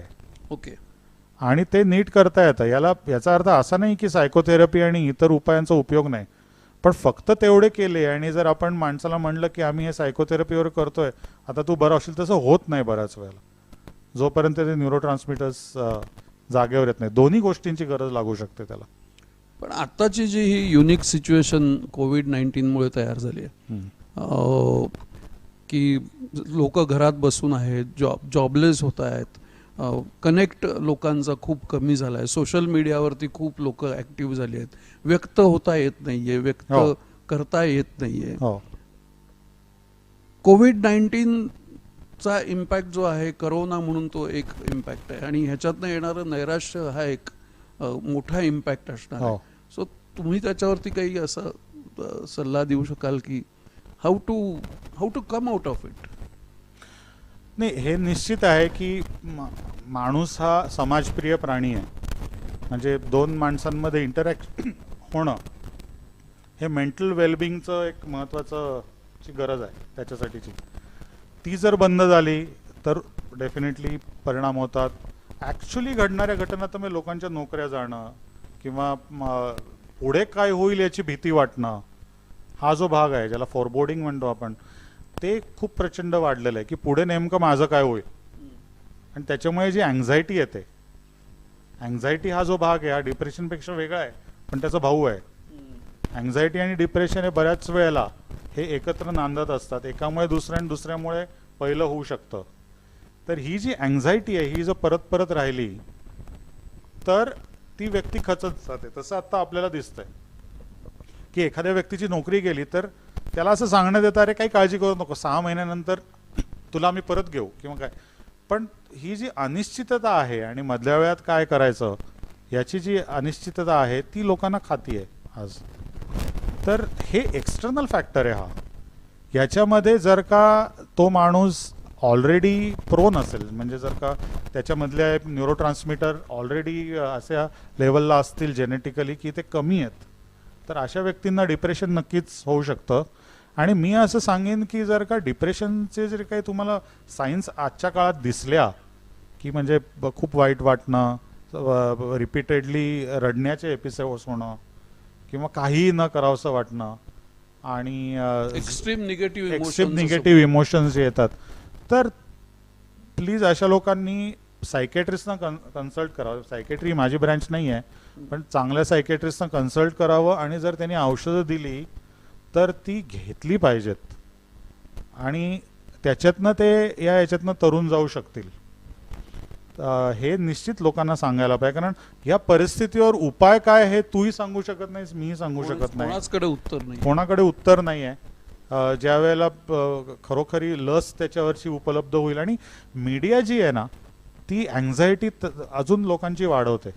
म्हणजे तुझं बघितलंस तर इतक्या निगेटिव्ह न्यूज आहेत, त्या खोट्या आहेत असं नाही आहे, पण त्या ज्या पद्धतीने आणि ज्या फ्रिक्वेन्सीने लोकांसमोर मांडल्या जातात त्याच्यानी अजूनच त्याच्यात लोकांचं खच्चीकरण होतं. तर हा त्यातला दुसरा एक भाग आहे. थोडक्यात म्हणजे न्यूज बघून एंटरटेन होण्यापेक्षा छान. आज हे पण आहे, काय म्हणायचं, आज वर्ल्ड योगा डे आहे. हो. आणि तर चांगल्या पद्धतीने त्याच्यावरती पॉझिटिव्हली सुद्धा उपाय करता येऊ शकतो. व्यायाम- निगेटिव्हिटी, व्यायाम करणं. व्या- आज वर्ल्ड म्युझिक डे पण आहे. उत्तम संगीत ऐकून सुद्धा. नाही, व्यायाम ही जी ऍक्टिव्हिटी आहे ही मोठी स्ट्रेस बस्टर आहे. मगाशी मी आपलं बोलण्यात मला सांगायचं राहिलं, ही मोठी स्ट्रेस बस्टर आहे. कारण व्यायाम जर तुम्ही चांगल्यापैकी म्हणजे घाम येईपर्यंत आणि अर्धा पाऊण 1 तास जर केलात, चालणं, बरोबर चालणं, किंवा जॉगिंग करणं किंवा पळणं किंवा खेळणं, तर त्यावेळेला एन्डॉर्फिन्स नावाची जी केमिकल्स तयार होतात ब्रेनमध्ये, त्याच्यानी माणसाची स्ट्रेस लेवल खूप कमी होते. म्हणजे जसं आपण म्हणतो की प्राणायाम करा किंवा योगा करा किंवा हे जे सल्ले देतात त्याच्यापेक्षा जास्त इझिली करता येणारी गोष्ट व्यायाम आहे. कारण ध्यानधारणेमध्ये जर का तुम्ही खूप आत गेलात आणि जर काही काही प्रकारच्या ध्यानधारणा अशा आहेत की ज्याच्यामध्ये तुम्ही जर का योग्य तुम्हाला गुरु नसेल तर माणसं डिप्रेशनमध्ये जाऊ शकतात. मी अशी उदाहरणं घडलेली आहेत काही प्रकारच्या ध्यानधारणांमध्ये की खूप आत गेल्यामुळे डिप्रेशनमध्ये माणसं गेलेली आहेत, असं घटना घडलेल्या आहेत. त्याच्यामुळे प्रत्येक व्यक्तीला कुठला प्राणायाम योग्य आहे हे याच्यात फरक असतो. एक 2-3 प्रश्न आहेत ह्याच संदर्भातले. राघवेंद्र कुलकर्णी विचारत आहेत, does music specially classical music help to better brain health? Classical म्युझिकनी एक चांगला ब्रेन हेल्थ तयार होते का? आणि प्रदीप केरकर आहेत, ते म्हणतात की ज्या इटिंग हॅबिट्स आहेत, म्हणजे नॉन व्हेजिटेरियन फूड खाणाऱ्या माणसाचा त्या फूडमुळे ब्रेनवरती काही वेगळा इम्पॅक्ट होत असेल का? आणि पहिला प्रश्न काय होता? पहिला प्रश्न क्लासिकल म्युझिक म्युझिकचा मेंदूवर होणारा जो परिणाम आहे याच्यावर बराच रिसर्च झाला आहे. आणि तो रिसर्च असं सांगतो, आणि माझा स्वतःचा पण असा अनुभव आहे की ज्या म्युझिकमुळे, स्वतःशी प्रामाणिक राहून विचार करायचा, ज्या म्युझिकमुळे तुमच्या हृदयाची तार छेडली जाते, ज्या म्युझिक म्हणजे ते क्लासिक असेल किंवा नसेल, ते म्युझिक थेरप्युटिक आहे. आता मी चालायला जेव्हा जातो टेकडीवर, लहानपणापासून आपण या भागात राहिल्यामुळे टेकड्यांचं वरदान आहे आपल्याला, तर टेकडीवर जेव्हा चालायला जातो तेव्हा माझ्या कानामध्ये जर का रविशंकरांचं हंसध्वनी मी ऐकत असेल तर त्याच्या तालावर मी पाय टाकायचा प्रयत्न करतो. तर काही वेळानंतर असं लक्षात येतं की आपलं शरीर आणि ते म्युझिक हे एकच झालंय. तर तो अनुभव माझ्यासाठी खूप महत्वाचा आहे, पण उद्या तो अनुभव दुसऱ्याला येईल असं मी अपेक्षा करणं योग्य नाही आहे. किंवा दरबारी म्हणजे ऐकताना ज्या भावना निर्माण होतात त्या दुसऱ्याच्या मनात निर्माण होतील, कारण रिसेप्टॅकल सो महत्वाचा आहे ना. एखादा माणूस म्हणेल की अरे मला बॉब मार्ले ऐकताना माझं एकदम हेच होतं, माझी तारच छेडली जाते, तर त्यांनी बॉब मार्ले ऐकावं. म्हणजे म्युझिक हे जागतिक आहे, जागतिक नोट्स या जागतिक आहेत म्युझिकमधल्या. त्याच्यामुळे क्लासिकल म्युझिकचाच आग्रह धरावा असं मला स्वतःला नाही वाटत. कुठल्याही प्रकारचं म्युझिक जे तुम्हाला ते आत स्वतःला आवडायला पाहिजे, एकटं असताना आवडायला पाहिजे, 4 चौघांना सांगायला नाही, तर ते म्युझिक हे थेरपेटिक असतं. आणि अजून 2 प्रश्न आहेत. एक सुभाष पाटील म्हणून ते विचारतात की any specific exercise for brain, आणि दुसरं धनंजय बर्वे सर आहेत, ते म्हणतात की how to develop brain health. तर असं काही ह्याला पॅरामीटर्स आहेत का, असं काही एक्सरसाइज किंवा? एक असं आहे की ब्रेन हेल्थ म्हणजे ब्रेनची जी फिजिकल हेल्थ आहे ती चांगली ठेवण्यासाठी, हार्टसाठी आपण ज्या गोष्टी सांगतो त्या सगळ्याच ब्रेनला पण उपयुक्त आहेत. कारण ब्रेनच्या ज्या हे आहेत रक्तवाहिन्या आहेत त्या पण हार्टच्या रक्तवाहिन्याप्रमाणे ब्लॉक होऊ शकतात. तर ब्रेन हेल्थ फिजिकली चांगली ठेवण्यासाठी व्यायाम, डायबिटीसवर उत्तम कंट्रोल ठेवणं, स्ट्रेस बस्टिंग गोष्टी करणं, त्याचप्रमाणे जास्तीत जास्त वैचारिक ॲक्टिव्हिटीमध्ये स्वतःला गुंतवणं डेली बेसिसवर, असं पण सिद्ध झालंय की कोडी सोडवणं, या सगळ्या गोष्टी ब्रेन जास्त तल्लक ठेवतात हे सिद्ध झालेलं आहे. पण अगदी काही अर्थ नसलेले नेटवरचे पोस्ट बघत राहणं आणि विचार ज्याच्यात करायला लागत नाही असे सिनेमेसारखं बघत राहणं, ह्या गोष्टी चांगल्या नाही आहेत. तर ह्या 1-2 गोष्टी लक्षात ठेवणं महत्वाचं आहे. म्हणजे चांगलं स्वीकारा, थोडक्यामध्ये चांगलं चांगलं बघा, चांगलं स्वीकारा, जे मेंदूमध्ये- आवडेल ते. मेंदूमधले जे सायनॅप्सिस म्हणतो, म्हणजे सेल्स मधले जे कनेक्शन्स असतात ती डेव्हलप करण्यासाठी अनेक एक्सरसाइजेस आहेत. असं सिद्ध झालेलं आहे की फिजिकल एक्सरसाइजचा ब्रेनवर चांगला परिणाम होतो. अच्छा. हां, उलटं जसं माहिती आहे ना आपल्याला सायकोसोमॅटिक, हम्म. तर ही सोमॅटोसायकिक थेरपी आता ज्याच्यामध्ये योगा असू शकतो, हम्म. ज्याच्यामध्ये एरोबिक एक्सरसाइज असू शकतो, ज्याच्यात कोऑर्डिनेशन लागतं, त्या सगळ्याचा ब्रेनमधले सायनॅप्सिस वाढायला उपयोग होतो. आणि अर्थातच मग हे सांगायची गरज नाही की तुम्ही जितकं प्राणायाम किंवा ध्यानधारणा कराल योग्य सल्ल्याने, त्याच्यानी मेंदूला निश्चित फायदा होतो. एक तुमच्याच बोलण्यामध्ये, लिखाणामध्ये डोळे मारण्याचा विकार हो, असा एक विषय आला हे तो होता. एक मजेदार आजार आहे. जसे आम्ही वेगवेगळ्या टाईपचे आजार बघतो, त्याच्यामध्ये मगाशी तू जे म्हणत होतास ना, त्याला ट्रायजेमिनल न्यूरॅल्जिया, सुइसाईड डिसीज आम्ही म्हणतो. तर डोळे मारण्याचं मी नंतर सांगतो तुला. सुइसाईड डिसीजमध्ये काय होतं की चेहऱ्याच्या एका बाजूला, ट्रायजेमिनल न्यूरॅल्जिया इंग्रजी शब्द आहे, चेहऱ्याच्या एका बाजूला कपाळ, गाल आणि हनवटी अशा 3 ब्रँचेस असतात त्या नर्वच्या. त्याच्यामुळे त्याला ट्रायजेमिनल म्हणतात. आणि ते इकडची सेन्सेशन सगळे त्या नर्ववर अवलंबून असतं. तर त्या नर्ववर काही कारणाने आजार झाल्यामुळे, विशेष करून दाब आल्यामुळे अचानक कळ येण्याचा आजार सुरू होतो. म्हणजे हे लोक म्हणतात की आम्ही चावायला लागलो किंवा घास खायला लागलो, वारा लागला चेहऱ्याला, किंवा टॉवेलनी आम्ही चेहरा पुसायला लागलो, किंवा पाण्याचा शिडकावा मारला, तर अचानक करंटसारखी एक तीव्र वेदना चेहऱ्याच्या या भागात येते. ती डोळ्यात असेल, कपाळात असेल, गालावर असेल, हनवटीत असेल, हिरडीमध्ये असेल, किंवा जिभेच्या एका बाजूला असेल, किंवा या सगळ्या 1 किंवा 2 भागांमध्ये एकत्र येत असेल. तर ही जेव्हा सुरू होते त्यावेळेला बऱ्याच वेळेला कळत नाही की हे कशामुळे होते. मग लोक डेंटिस्टकडे जातात, सायकॅट्रिस्टकडे जातात. बराच वेळ डायग्नोसिस होत नाही. डायग्नोसिस झाला तरीसुद्धा बराच काळ त्या लोकांना औषधांवर ठेवण्यात येतं. त्या औषधांचे साईड इफेक्ट हळूहळू व्हायला लागतात. दिवसभर ही कळ कधी येईल या भीतीने माणूस अक्षरशः गांगरून जातो. म्हणजे एक आपल्याला लहानपणी गोष्ट सांगायची की एका वाघाला एका पिंजऱ्यामध्ये बांधून ठेवलं, पिंजऱ्यात कोंडून ठेवलं, आणि त्याच्या बाजूला एक शेळी झाडाला बांधून ठेवली अगदी जवळ. आणि त्या शेळीला सारखं वाघाकडे बघून ती तिच्या समोरचा चारा खाईना, काही करेना, आणि ती शेळी मरून गेली शेवटी. म्हणजे भीतीपोटी की हा बाहेर येतोय का काय. तिला माहिती होतं कुठेतरी की बाबा इथे गज येते नाही येणार, पण कंटिन्युअस त्याला बघू. तर तसं या आजाराचं आहे की औषध गोळ्या दिल्या, तात्पुरतं बरं वाटलं, पण 4 तासांनी त्याचा इफेक्ट गेला. अरे माझी गोळी कुठे आहे, परत कळ येते का काय, इतकी ती तीव्र वेदना असते. आणि त्या वेदनेची तीव्रता लोक असं सांगतात की म्हणजे द वर्स्ट पेन, म्हणजे सगळ्यात वाईटात वाईट पेन माणसाला कुठलं होत असेल तर ट्रायजेमिनल न्यूरॅल्जियाचं होतं. आणि जेव्हा याच्यावर काहीच उपचार नव्हते तेव्हा लोकांनी आत्महत्या केलेल्या आहेत या आजारामुळे.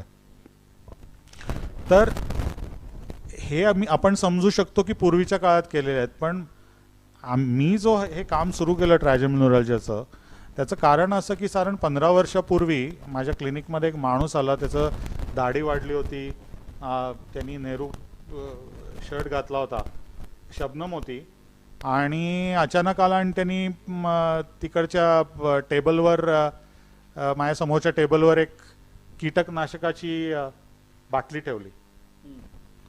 आणि तो म्हणला की मला ट्रायजेमिनल न्यूरॅल्जियाचा आजार आहे, आणि जर तुम्ही मला योग्य प्रकारे ट्रीटमेंट नाही देऊ शकलात तर ही मी पिणार आहे. तर म्हणजे हिंदी सिनेमात घटना घडतात ना तसं काहीतरी मी 2दा चिमटा घेऊन बघितलं की आपण स्वप्नात आहोत काय खरं घडतंय. आणि तो शांतपणे सांगत होता. तो म्हणला की मी आता टेकीला आलोय, म्हणजे तर त्यांनी कुठेतरी ऐकलं होतं की ट्रायजेमिनल न्यूरॉलजीवर जे ऑपरेशन असतं त्याची सक्सेस रेट चांगला आहे आणि तो जो सक्सेस आहे त्यासाठी त्या अपेक्षेने तो आला होता. त्याची आम्ही सर्जरी केली आणि तो बरा झाला. तो ॲक्च्युली IITतला इंजिनियर होता आणि नॉर्थ इंडियातनं आला होता. तो मला नंतर म्हणला की you have to start something for this subject, म्हणून आम्ही हे 15 वर्षापासून सुरू केलं. आणि मला वाटतं एशियातली सगळ्यात आत्ता मोठी फॅसिलिटी आहे जी आम्ही ऑपरेशन करतो ही ट्रायजेमिनल न्यूरॉलजीसाठीची. त्याला सुइसाईड डिसीज असं म्हणलेलं आहे.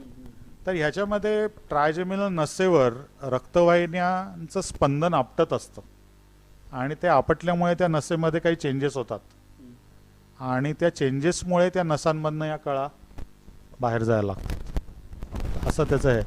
तर डोळे मारण्याचा आजार जो आहे ना तो याचा भाऊ आहे. ओके. म्हणजे त्याच्यात काय होतं की फेशियल नर्व जी असते, म्हणजे ती नर्व आपले चेहरा हलवते, बरोबर, आपण चेहरा असा करतो, तर हे जे हलवणं आहे ही जी मोटर नर्व आहे, म्हणजे ती चेहरा हलवणारी नर्व आहे. तर त्याच्यावर दाब आला आणि जर का परत परत त्याला स्टिम्युलस जात राहिला त्या नसेला, तर एका बाजूचा चेहरा रिपीटेडली हालायला लागतो आणि त्याच्यात असं वाटतं की तो माणूस रिपीटेडली डोळा मारतोय. म्हणजे समजा डाव्या बाजूला झालं तर त्या डोळ्याची हालचाल अशी अशी अशी अशी अशी व्हायला लागते. तर हा विषय आणि तो बरा होऊ शकतो सर्जरीने. ओके. हे लोकांना माहीत नाही. सी, ट्रायजेमिनल न्यूरॉलजी आणि हेमिफेशियल स्पाझममध्ये लोकांना हे माहिती नसणं याच्याने जास्त नुकसान झालेलं आहे की हे बरं होऊ शकतं.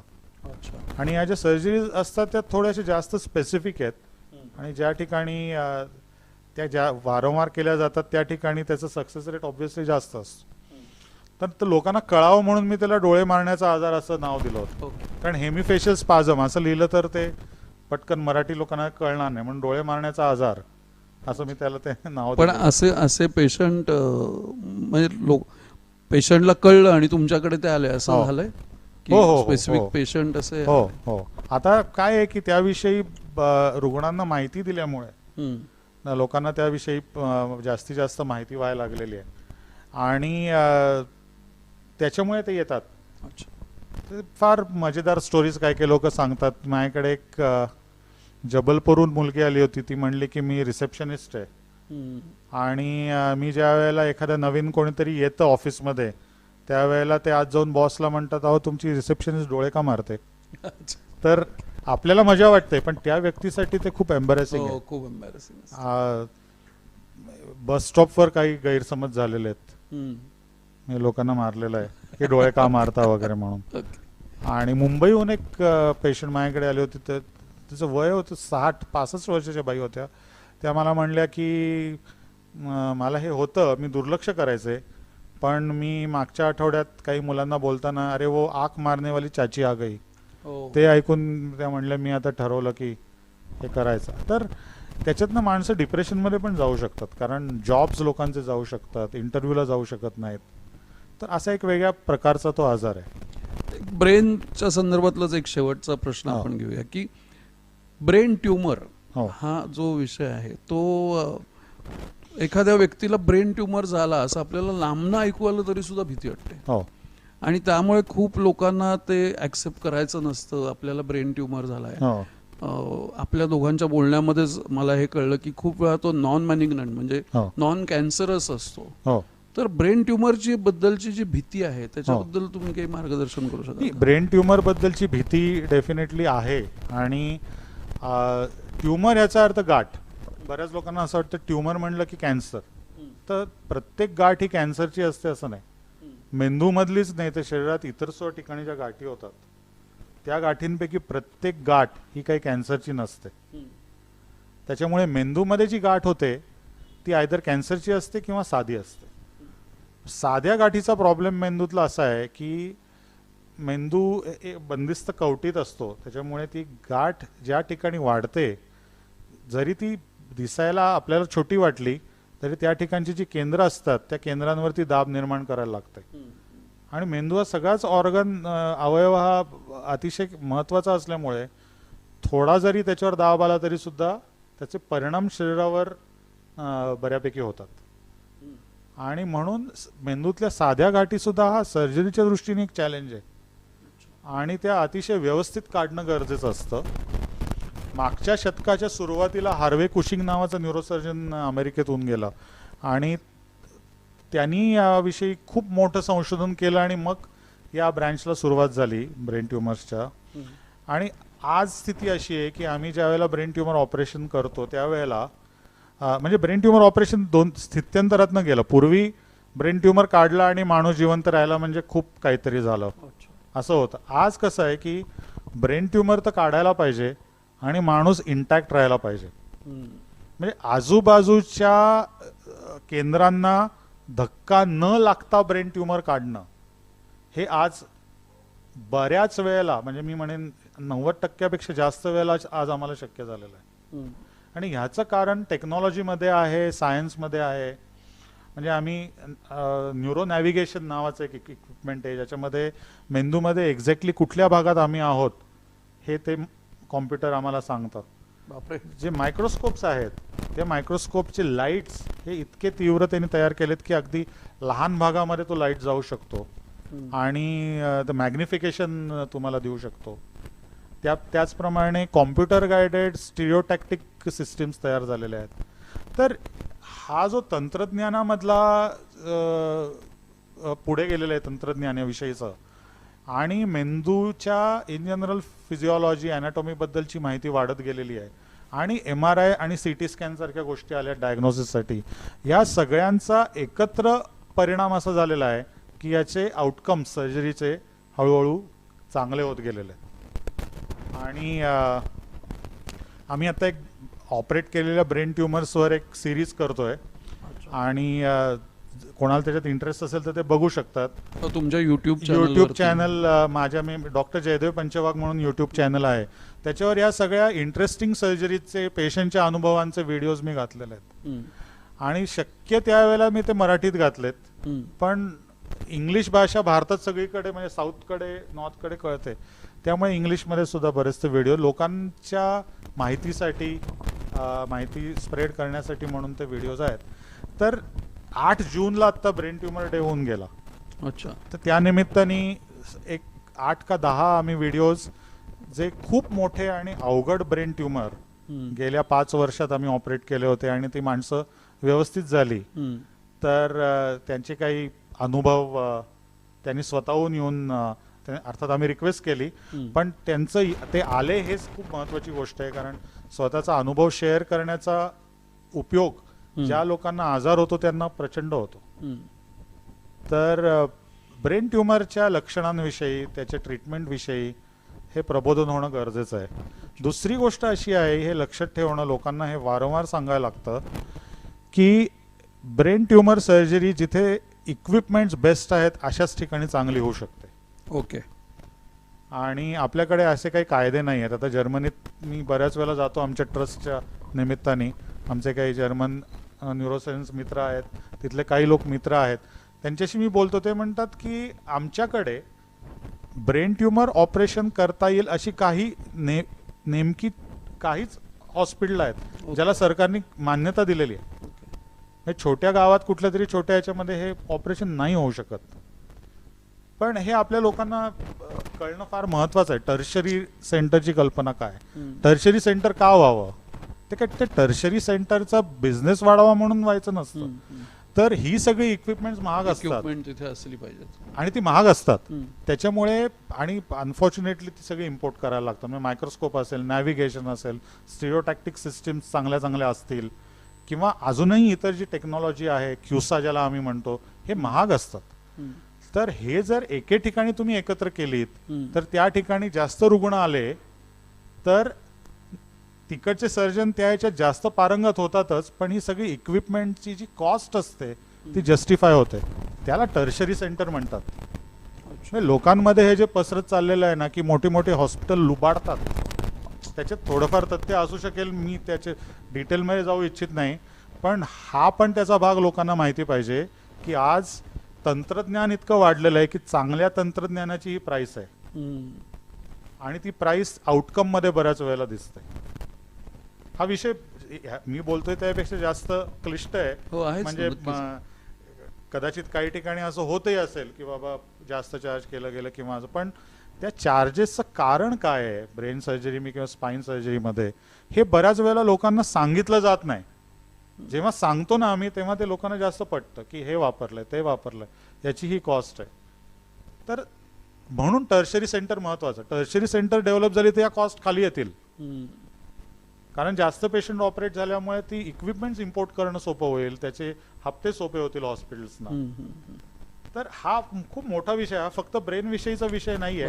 टर्शरी सेंटरची कॉन्सेप्ट ही भारतामध्ये रुजलेली नाहीये. छोट्या छोट्या गावात सुद्धा त्या गावाची एक अस्मिता असते. एक छोटं टाउन घेऊ, मी नाव घेत नाही, पुण्याच्या जवळचं एक टाउन म्हणू आपण, खेडेगाव नाही टाउन. त्या टाउन मधले लोक म्हणतात आमच्या गावात हे ऑपरेशन व्हायला पाहिजे. तर हा काय आग्रह होऊ शकत नाही, म्हणजे एका लिमिटच्या पुढे हे ऑपरेशन चांगलं व्हायला पाहिजे आणि जिथे चांगलं होतं तिथे जाऊन आपण हे करून घेतलं पाहिजे. ही जी मेंटॅलिटी आहे ती जर रूढ झाली तर हळूहळू टर्शरी सेंटर डेव्हलप होतील, कॉस्ट कमी होईल ऑपरेशनची.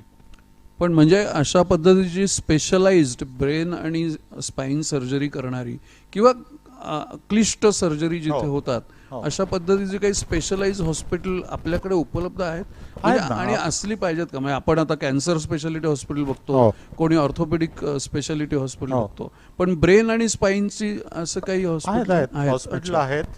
आणि नशिबाने मी जी 20-25 वर्ष प्रॅक्टिस करतोय ते मी कधीच चांगले इक्विपमेंट शिवाय कुठे करू नये असा प्रयत्न आतापर्यंत केलेला आहे. पण मी तुला म्हणतो टर्शरी सेंटर हा मोठा विषय, म्हणजे हा थोडासा लॉ आणि सरकारने विचार करण्यासारखा विषय आहे की टर्शरी सेंटर डेव्हलप करणं. आता हे कोरोनाचं वगैरे वेगळं चाललंय, त्याच्यामुळे हे सगळं एकदा संपलं की मग हे विषय पुढे घ्यायला पाहिजेत. की पचन संस्थांवरचं हॉस्पिटलला जर का सरकारने समजा अशी पुण्यात 3 मोठी हॉस्पिटल केली तर त्या ठिकाणी अद्ययावत सगळ्या सुविधा उपलब्ध करता येतील. आणि महाराष्ट्रातले किंवा पुण्याजवळचे पेशंट सगळे जर तिथे आले तर त्या सुविधा फायनान्शियली जस्टिफाय होऊ शकतील, इंडिव्हिज्युअली येणारी कॉस्ट खाली येऊ शकेल आणि त्या विषयातला जो अनुभव आहे तो वाढत जाऊ शकेल. अशा अनेक गोष्टी एकदम घडतील. एका कोणीतरी बहुतेक विद्यार्थी असावा, त्याने प्रश्न विचारलाय, how many years does it take to become neurosurgeon after 12th? Now I am in 11th.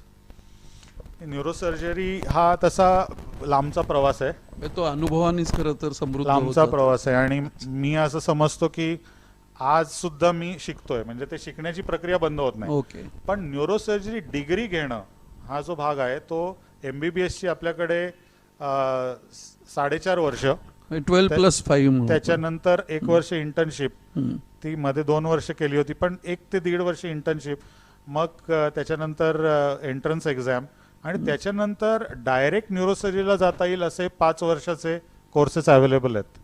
बरं, म्हणजे टोटल 10-12 वर्ष. आधी जनरल सर्जरी करून मग 3 ते 4 वर्ष, म्हणजे साधारण 7 वर्ष MBBS झाल्यानंतर, 8 वर्ष MBBS झाल्यानंतर जातात. MBBS झाल्यानंतर 8 वर्ष जातात. आणि त्याच्यानंतर सुद्धा तुम्ही आजही शिकताच आहात, म्हणजे म्हणजे it's ongoing process. Ongoing process असते. पण डिग्री मिळायला हे, आणि हे मध्ये आपण कुठेही काही इतर प्रॉब्लेम्स नाही आले तर एवढी वर्ष लागतात. आपण आता थोडक्यात मणक्याच्या विषयी सुद्धा जरा बोलूया. मुंबईच्या एका कमिशनर बद्दल तुम्ही मला सांगितलं होतं, त्यांचा जो किस्सा होता. ठाण्याचे कमिशनर होते ते, आणि ते मला सांगत होते की त्यांची लक्षणं अशी होती की खूप वेळ उभं राहिलं की कंबर, मांड्या, पोटऱ्या भरून यायच्या, आणि थोडा वेळ चाललं, एक 4-5 मिनटं चाललं की पाय जड पडायचे आणि थांबायला लागायचं. तर ते मला म्हणले की डॉक्टर,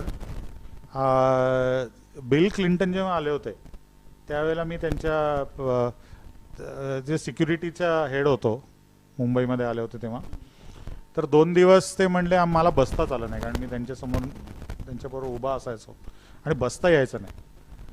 तर हळूहळू मला असं वाटलं आपण खाली वाकलं तर आपल्याला बरं वाटेल, म्हणून ते खाली वाकून बुटाची लेस बांधायचे आणि 1-2-3 मिनिटांनी त्यांना बरं वाटायचं आणि परत ते सरळ उभे राहायचे.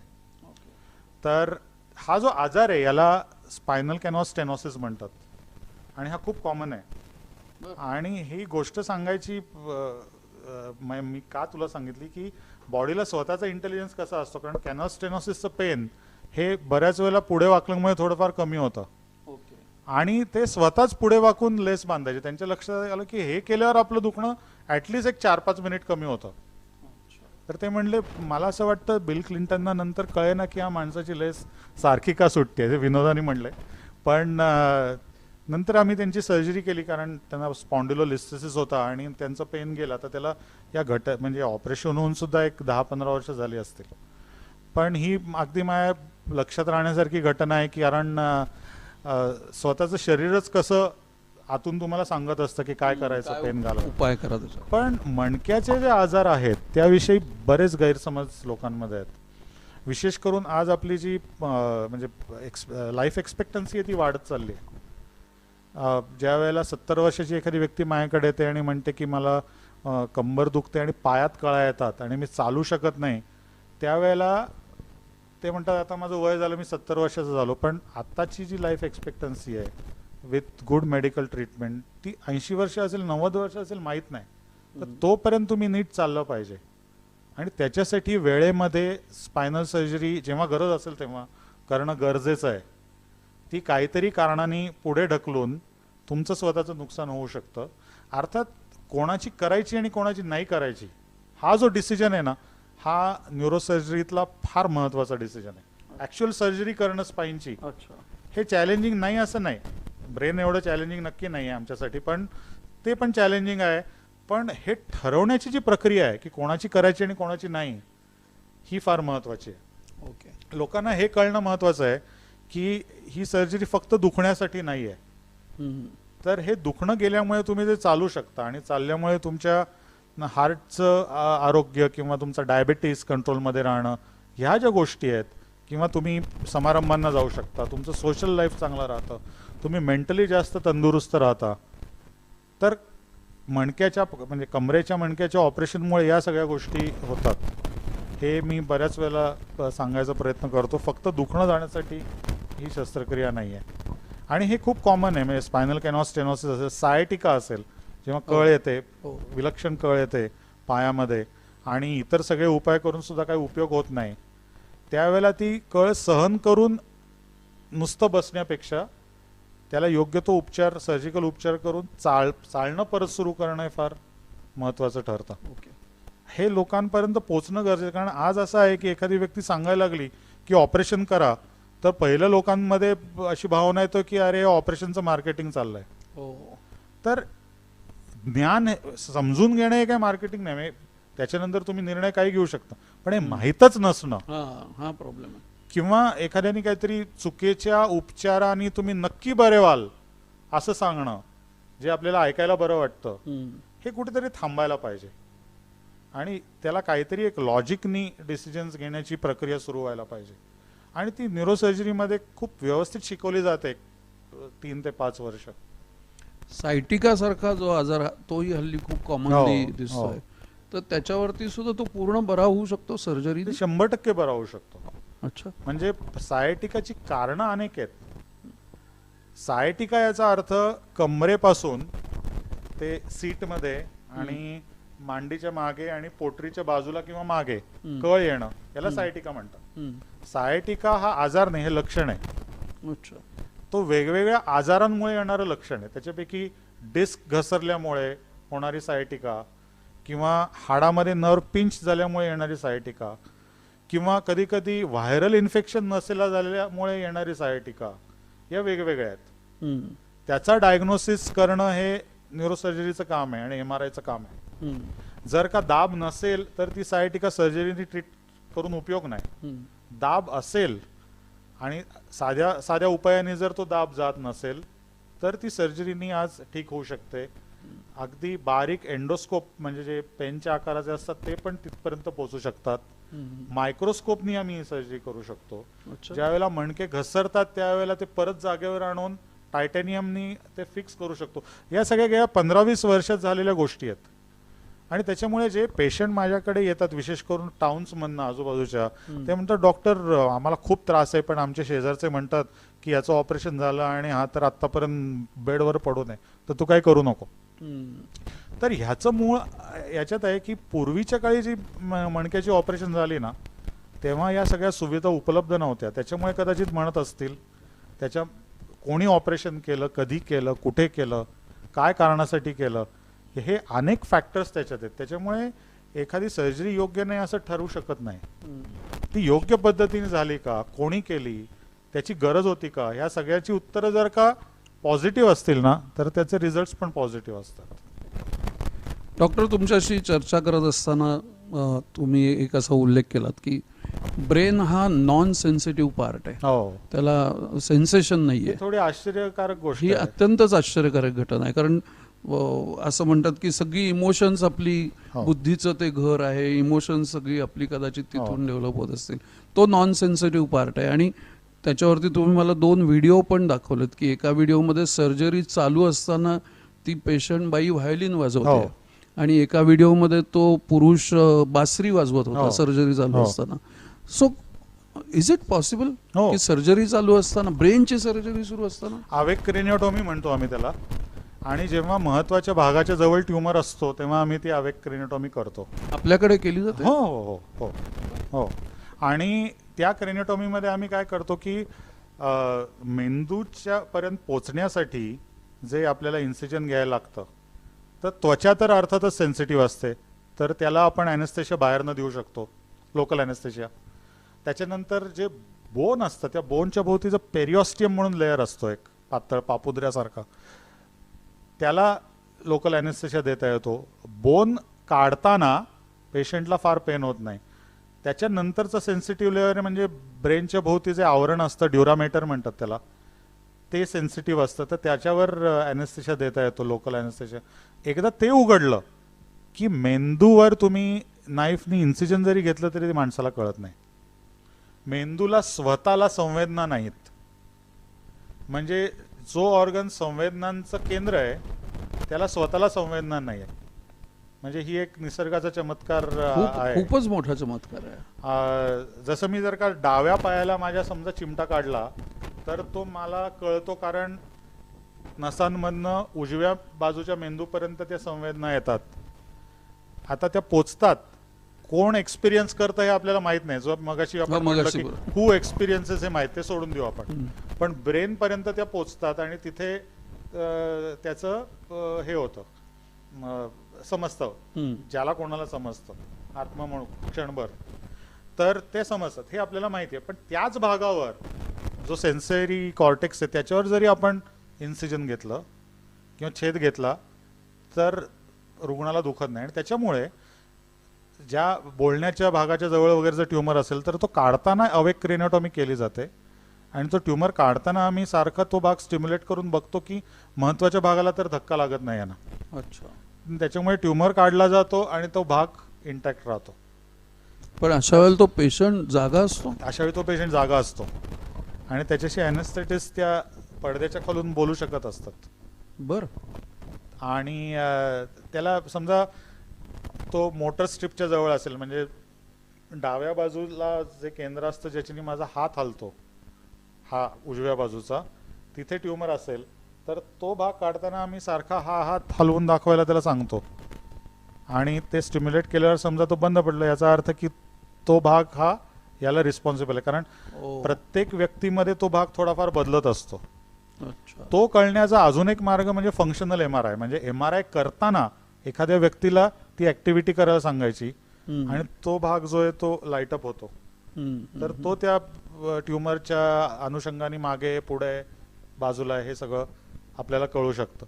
तर हे आवेग क्रेनिओटॉमी झाली. आणि मेंदूला संवेदना नसण्याचा जर तू विषय म्हणलास तर ती मेंदूला संवेदना म्हणजे पेनची संवेदना, दुखण्याची संवेदना मेंदूला नसते. बापरे. ह्याच संदर्भात चित्तरंजन जोशींनी एक प्रश्न विचारलाय आणि 3 इडियट्स मध्ये त्या रॅन्चोला बोमन इराणी म्हणतो की इन सभी के जो ब्रेन है उनको प्रिझर्व करके रखना चाहिए. सो आइन्स्टाईनचा मेंदू हा प्रिझर्व केला गेला असं म्हणतात. तर ही रियालिटी आहे का हे मिथ आहे? प्रिझर्व केला गेलेला आहे, हो का?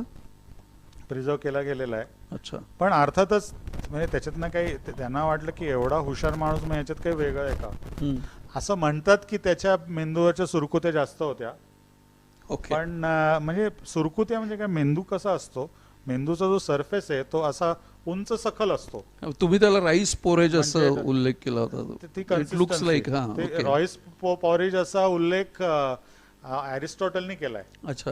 आणि ॲरिस्टॉटल मी तुला म्हणल्याप्रमाणेच आर्मचेअर होता माणूस. हो, तो म्हणला की मेंदूचं कार्य म्हणजे रेडिएटर सारखं आहे म्हणला, ते राईस पोरेज सारखं, त्यात काही नसतं. आणि ब्लड जे जातं मेंदूत ते फार गरम असतं म्हणला ब्लड, ते गार करण्यासाठी मेंदू काम करतो, तर बाकी काही त्या अवयवामध्ये नाही. तर आणि हे सगळं त्याने बाहेरनं बघून त्याने मांडलेला सिद्धांत राईस आहे. पॉरेज असं नाव दिलंय. पण आपल्या मेंदूची जी रचना आहे ती उंच सखल, म्हणजे दऱ्या आणि डोंगर, कारण त्याच्याने त्याचा सरफेस एरिया वाढतो. अच्छा. म्हणजे एखादा कागद चुरगळला तर कसा होईल, तसं ते छोट्या भागात बसेल तसं ते असतं. तर त्याच्या सुरकुत्या जास्त होत्या आईन्स्टाईनच्या मेंदूवर, असं काही लोकांचं म्हणणं होतं. पण त्याला विशेष काही म्हणजे त्याच्यातनं निष्पन्न काही झालेलं नाही, कारण इंटेलिजन्स ही गोष्ट ही जास्त सायनॅप्सिसशी अवलंबून आहे. म्हणजे जितक्या पेशी असतात त्या एकमेकांमधल्या जे सायनॅप्सिस आहेत त्याच्याशी जी जास्त अवलंबून आहे. आणि अजूनही इंटेलिजन्सला काही अमूर्त स्वरूप आहे का हे आपल्याला माहीत नाही, ते शास्त्राच्या पलीकडचा प्रश्न आहे. म्हणजे कोणाचा मेंदू कसा असावा, किंवा एखादा मुलगा हुशार असतो, एखादा ड असतो. आपण पटकन कोणाला तरी म्हणतो की काय तुझी बुद्धी काय गहाण ठेवली का, कुठे गेलं, डोकं फिरलंय का तुझं. तर ह्याचा म्हणजे दोघांचे मेंदू कदाचित सारखेच असतात, पण त्याचा एकमेकांशी असं काही फार रिलिव्हंट नाहीये बोलणं, हे बरोबर आहे ना? नाही, मेंदूच्या स्ट्रक्चरवरनं बाह्य स्ट्रक्चरवरनं हे कळू शकत नाही. मतिमंदत्व कळू शकतं कधी कधी, कारण मेंदूमधला काही भाग डेव्हलप झालेला नसतो. पण मेंदूच्या स्ट्रक्चरवरनं ही माहिती, हुशारीशी संबंधित माहिती, विशिष्ट क्षमतांची माहिती ही फारशी होऊ शकत नाही आतापर्यंत. म्हणजे त्याच्यामध्ये एक हाय व्हॅल्यूची बसवली आणि माझ्यामध्ये कमी व्हॅल्यूची बसवली असं नसतं काही. अनुभवाने ते डेव्हलप होत जातं. अनुभव आणि जेनेटिक्स दोन्ही. जेनेटिक्स. ओके. दोन्ही अनुभव आणि जेनेटिक्स या दोन्हीचा तो परिणाम आहे. एक भुसारी म्हणून आहेत, ते प्रश्न विचारतात की फोबिया आणि एन्झायटी, हा, तर हे काय, हे मेंदू अँझायटी याचा अर्थ काय, अगदी साध्या शब्दात, की मानवी मेंदूनी एखाद्या गोष्टीची कल्पना केली की असं असं काहीतरी घडेल, वाईट घटना, आणि त्याच्यावर विश्वास ठेवला मेंदूनी की अशी घटना घडणारच आहे, तर काय होईल. समजा आपल्याला प्रत्येकाला थोडीफार अँझायटी असते. अँझायटी असल्यामुळे आपण सुरक्षित राहतो. म्हणजे आपण गाडी चालवताना आपल्याला वाटतं रे बाजूने कोणीतरी येऊन आपल्याला धडकेल, म्हणून आपण काळजी घेत असतो. पण जर असं वाटायला लागलं की समोरून कोणीतरी आपल्याला नक्कीच धडकणार आहे, तर त्याच्यानी जी भीतीची स्थिती निर्माण, त्याला अँझायटी म्हणतात. त्याच्यावर विश्वास ठेवणं, हा विश्वास इरॅशनल आहे हे स्वतःला माहिती असून त्याच्याप्रमाणे वागणं म्हणजे नॉर्मल वागणं झालं. पण त्याच्यावर विश्वास ठेवणं त्याला अँझायटी म्हणतात. आणि ही अँझायटी वेगवेगळ्या स्वरूपात येऊ शकते. आणि फोबिया हा त्याचा अगदी एक्स्ट्रीम भाग आहे, की त्याला असं वाटतंय घडणारच आहे. म्हणजे काही काही लोक अगदी साधं असतं, लिफ्टमध्ये एकटं जायला नाही म्हणतात. खूप लोक घाबरतात की आत बंद झालं की काहीतरी होणार, छाती धडधडायला लागणं. आमच्या भुसारींनी म्हणूनच प्रश्न विचारलाय, कारण ते शेजारीच राहतात आणि लिफ्ट मधून जाताना घाबरतात. मला खूप लोकांना असं होतं. पण ते हे सगळे नॉर्मल फोबिया आहेत, तर ते डिसेन्सिटाईज करून ट्रीट करता येऊ शकतात. साधा फोबिया असेल तर फार ट्रीट करण्याच्या मागे लागायची पण गरज नाही. आता एक वेगळा प्रश्न थोडा, की आता हे मुलाखत सुरू असताना काही चित्र आपण दाखवली किंवा दाखवणार होत आपण. चित्रकला हा सुद्धा तुमच्या आवडीचा विषय आहे, स्ट्रेस बस्टर आहे. तर परवा आपण गप्पा मारताना तुम्ही म्हणलात की मी ऑपरेट करताना सुद्धा मला जर मेंदूचा एखादा भाग असा वाटला तर मी नंतर त्याचं चित्र काढून ठेवतो, कुठेतरी रेफरन्ससाठी लागेल. तर म्हणजे चित्रकला ही कशी, आणि तुम्ही काढलेली खूप निसर्ग चित्रही मी बघितली की जी फारच सुंदर आहेत, काही वादच नाही. त्याच्यात दोन भाग आहेत. एक तर चित्र काढणं, मी नेहमी जे लोक म्हणतात ना आम्हाला चित्रकला येत नाही, तर असं काही नसतं. अच्छा. प्रत्येकाला चित्रकला येत असते. म्हणजे त्याचं काही असं नाही, फॉर्मल नाही, माझ्या शिक्षण नाही. माझ्या मते चित्रकला ही उपजत माणसाला आलेली गोष्ट आहे. हम्म. त्याला दुसरं कोणी वाईट चांगलं म्हणणं हम्म. हा भाग वेगळा आहे. पण मला चित्रच काढता येत नाहीत म्हणून जे लोक काढत नाहीत हम्म. ते काही मला फारसं पटत नाही. पण एका लिमिट पुढे तुम्ही लोकांना सांगू पण शकत नाही. पण वाईट चित्र काढलं म्हणून शाळेमध्ये मास्तर रागवले, हम्म. हा जसं पुलंनी म्हणून ठेवलेलं आहे एके ठिकाणी की माझी चित्रकला इतकी वाईट होती की मास्तरांनी मला धरून ठोकलेला होता. हम्म. तर हे पूर्वी लोक करायचे. पण चित्रकला ही एक प्रोसेस आहे. अच्छा. बरोबर, म्हणजे हम्म. ती काय सगळ्यांना दाखवण्यासाठीच नेहमी असते असं नाहीये. पण तुमच्या मनात एखादी कॉन्सेप्ट जन्माला येणं, ती कॉन्सेप्ट तुम्ही पेन्सिलनी किंवा पेननी कागदावर ॲक्च्युअल उतरवणं, हम्म. ही जी प्रोसेस आहे ना, ही प्रोसेस फार महत्त्वाची आहे हम्म. आणि खूप पॉवरफुल प्रोसेस आहे. अच्छा. कारण तुम्ही त्या स्पेसवर नेमकं काय काढणार आहेत याचा एक क्षणभर तरी विचार तुम्हाला करायला लागतो. हम्म. ते चित्र काढताना त्या कॉन्सेप्टविषयी अनेक नवीन गोष्टी तुम्हाला ॲक्च्युअल काढताना कळतात. हम्म. तर ह्या अर्थाने चित्रकलेकडे कोणी बघितलेलं नाही आजपर्यंत. हम्म. चित्रकला म्हणजे आपण कुठेतरी लूर म्युझियम मधली चित्र किंवा पुढे राजा रविवर्मांनी काढलेली चित्र हम्म. आणि त्यांनी किती सुंदर पेंटिंग केली आहे आणि आपल्याला काय जमणार नाही. ही चित्रकला वेगळी चित्रकला आहे. हम्म. पण प्रत्येक माणसामध्ये असणारी जी चित्रकला आहे, आता आज तर ना माणसं अक्षर लिहिणं पण बंद झालंय हो. टायपिंगमुळे. हो. आणि अक्षर लिहिताना आणि एखादी गोष्ट स्वतः लिहिताना विचाराचं आणि लिहिण्याचं जे कनेक्शन असतं ते हळूहळू कमी होत चाललंय. आणि तसंच चित्र काढण्याचा उपयोग आहे. तर ज्या वेळेला हे जे ट्रायजेमिनल न्यूरॅल्जी असेल किंवा अवघड ब्रेन ट्युमर असतील किंवा हेमिफेशियल स्पॅझम किंवा अगदी अवघड मणक्याची ऑपरेशन जी केली, हम्म. ती केल्यानंतर जर मायक्रोस्कोप खाली काही विशिष्ट गोष्टी दिसल्या असतील हम्म. तर मी त्या हळूहळू काढून ठेवायला लागलो. आता मला चित्र काढायला आवडायचं अच्छा. कारण ही प्रोसेस मला आवडते. बरं.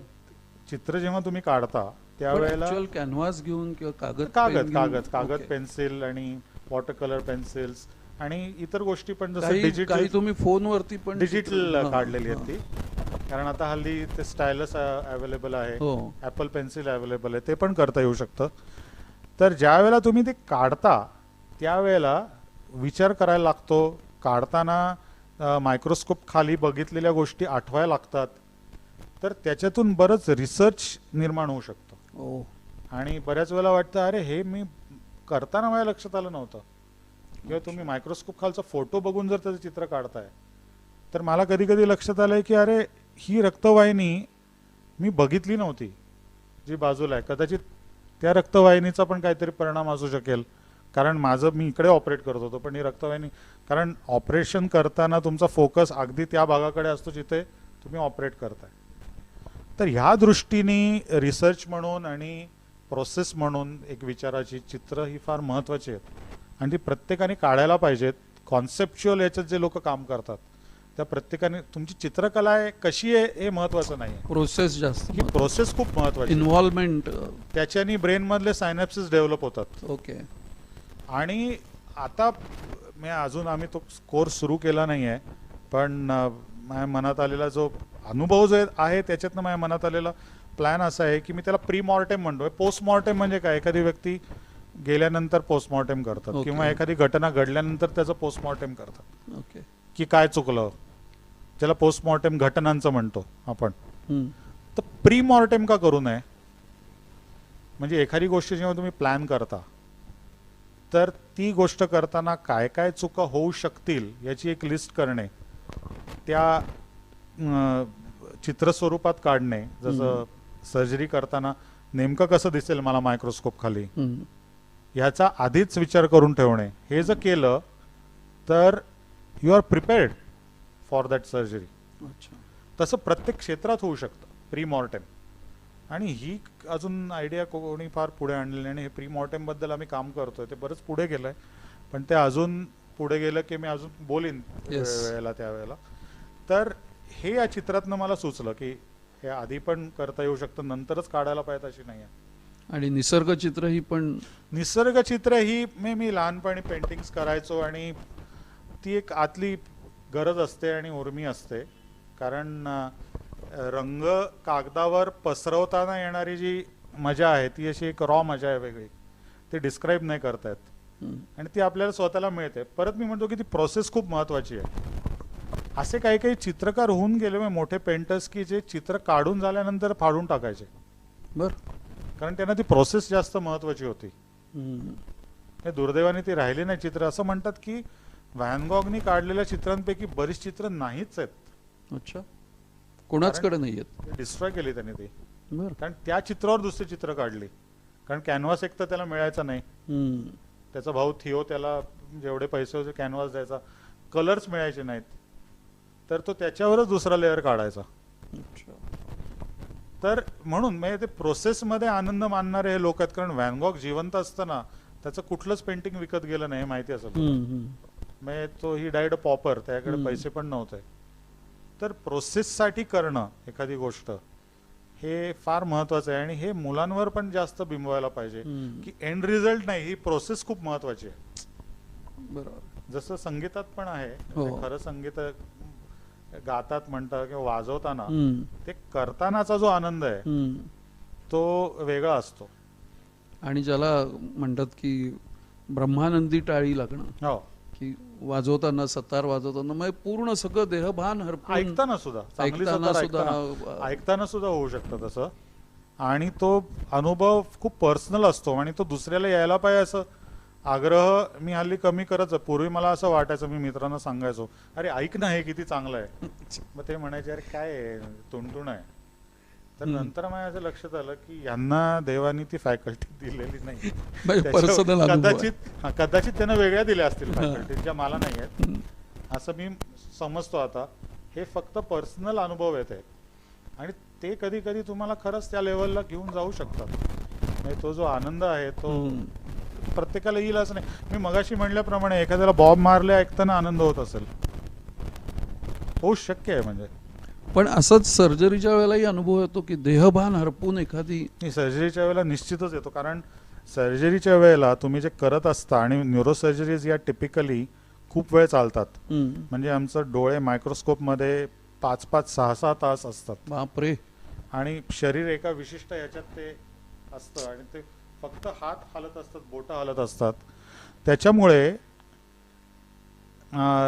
नॉर्मली समजा त्या तसं बसायला सांगितलं तर बसता येणार नाही, पण तुमचं जेव्हा पूर्ण लक्ष त्याच्यात असतं तेव्हा it becomes like a meditation. आणि आजूबाजूला काही आवाज नको असं वाटतं, कोणी बोलू नये असं वाटतं.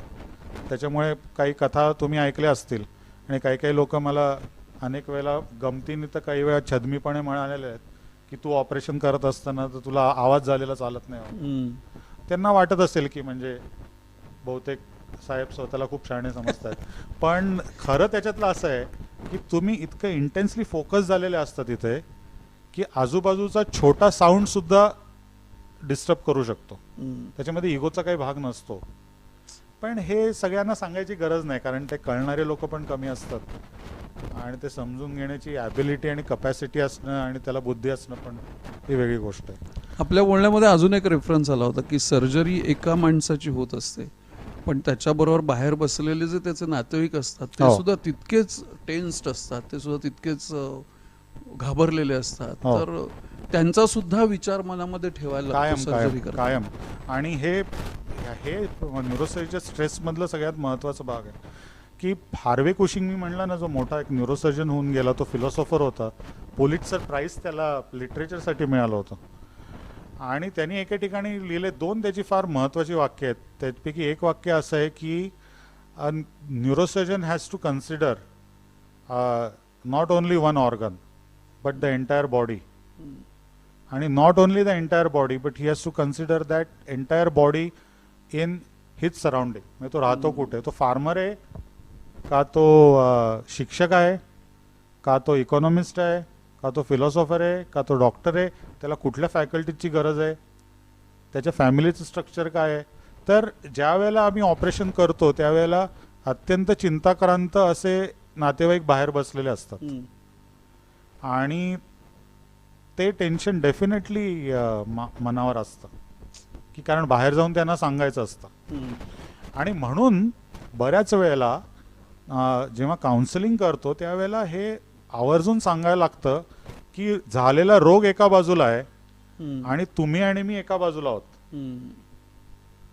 कारण लोकांची समजूत किंवा धारणा अशी होते बऱ्याच वेळेला की रोग आणि डॉक्टर एका बाजूला आहेत, म्हणजे ते बघतायत एकमेकांचं काय ते, आणि त्याच्यात काय चूक झाली तर याला बोलायचं. तसं नाही आहे.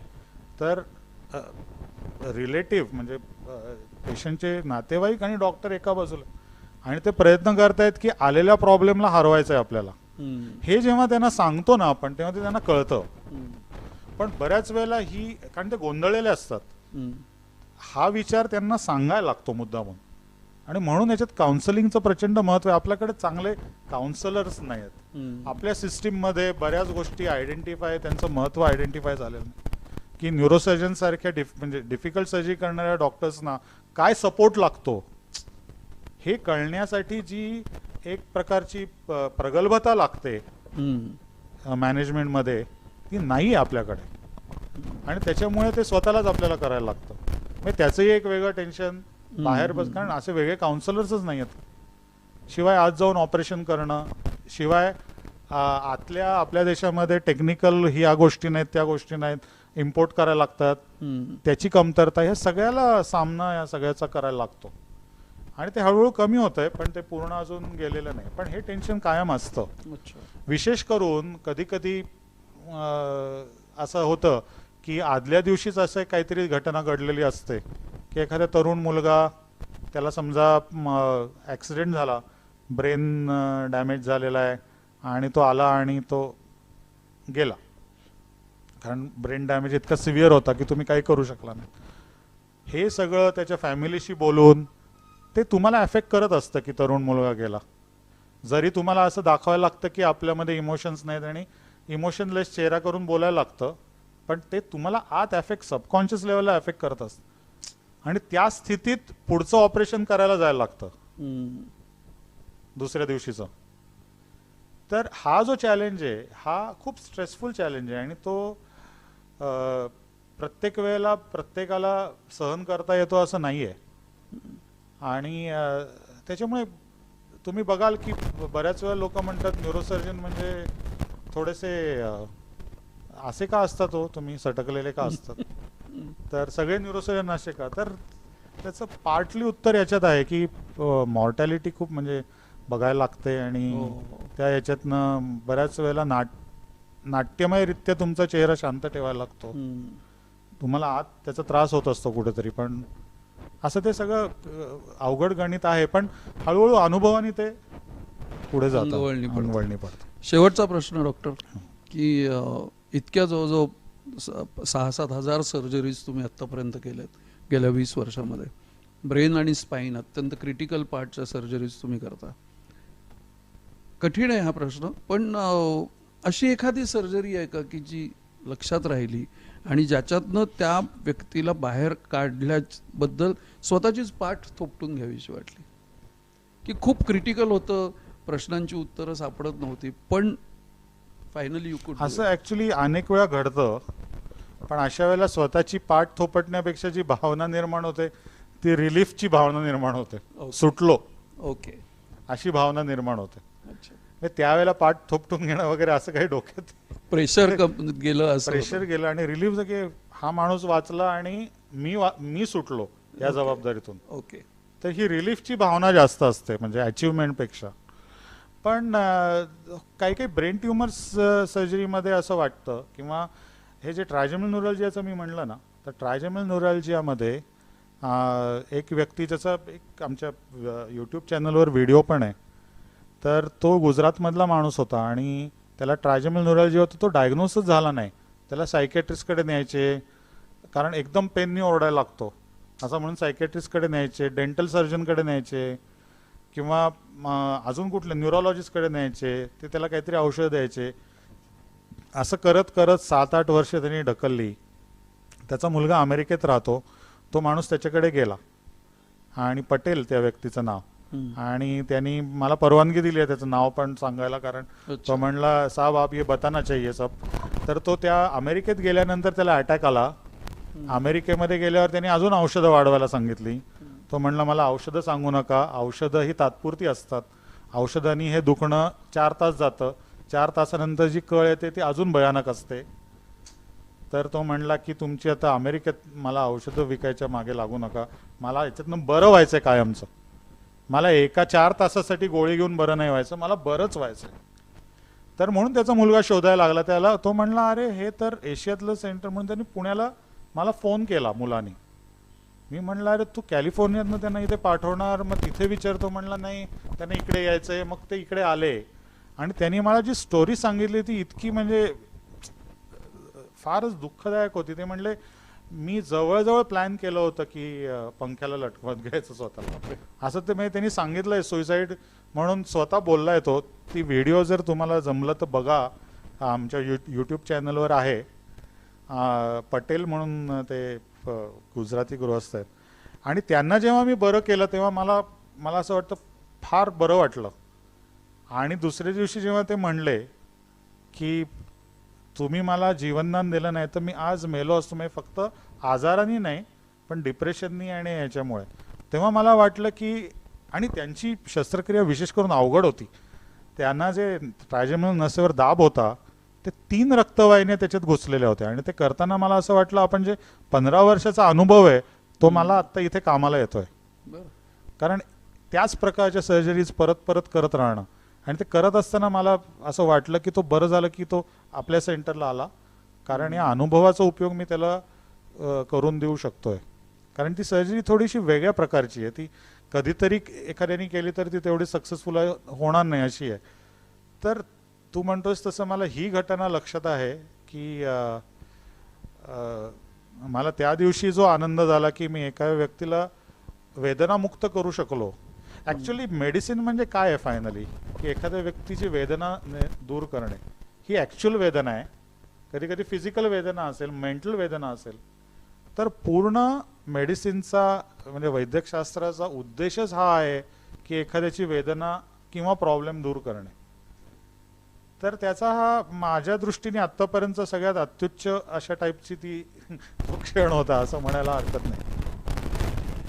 मंडळी, आजचा भाग आपण आता इथे संपवणार आहोत. डॉक्टरांकडनं कन्क्लुडिंग नोट घेऊन हा भाग संपेल. तत्पूर्वी मला पुढच्या रविवारच्या एका कार्यक्रमाची आठवण करून द्यायची आहे सगळ्यांना. पुढच्या रविवारी पुण्यातल्या काही कलाकार मित्रांना एकत्र घेऊन ट्रिब्यूट टू पंचम हा एक पहिला live online show, musical show आम्ही सादर करतो आहोत. सकाळी 9 वाजता भारतीय वेळेप्रमाणे हा शो असणार आहे. त्याची तिकीट विक्री सुरू झालेली आहे.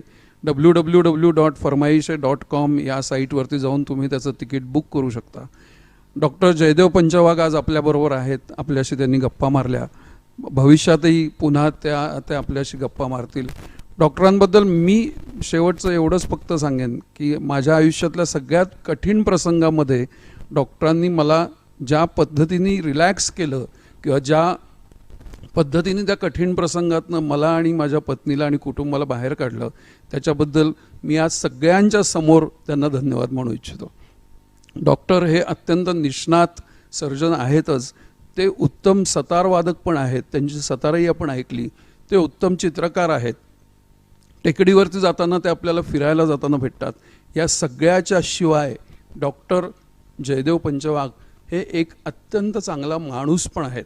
सो तुमच्या कन्क्लुडिंग नोटनी आपण आजची मुलाखत संपवूया. नाही, धन्यवाद तुला द्यावेत तेवढे थोडेच आहेत. कारण डॉक्टर ही व्यक्ती नेहमी एप्रन घालून आणि क्लिनिकमध्ये भेटणारी व्यक्ती असते असं लोकांचा अनुभव असतो, आणि ते खरंच आहे.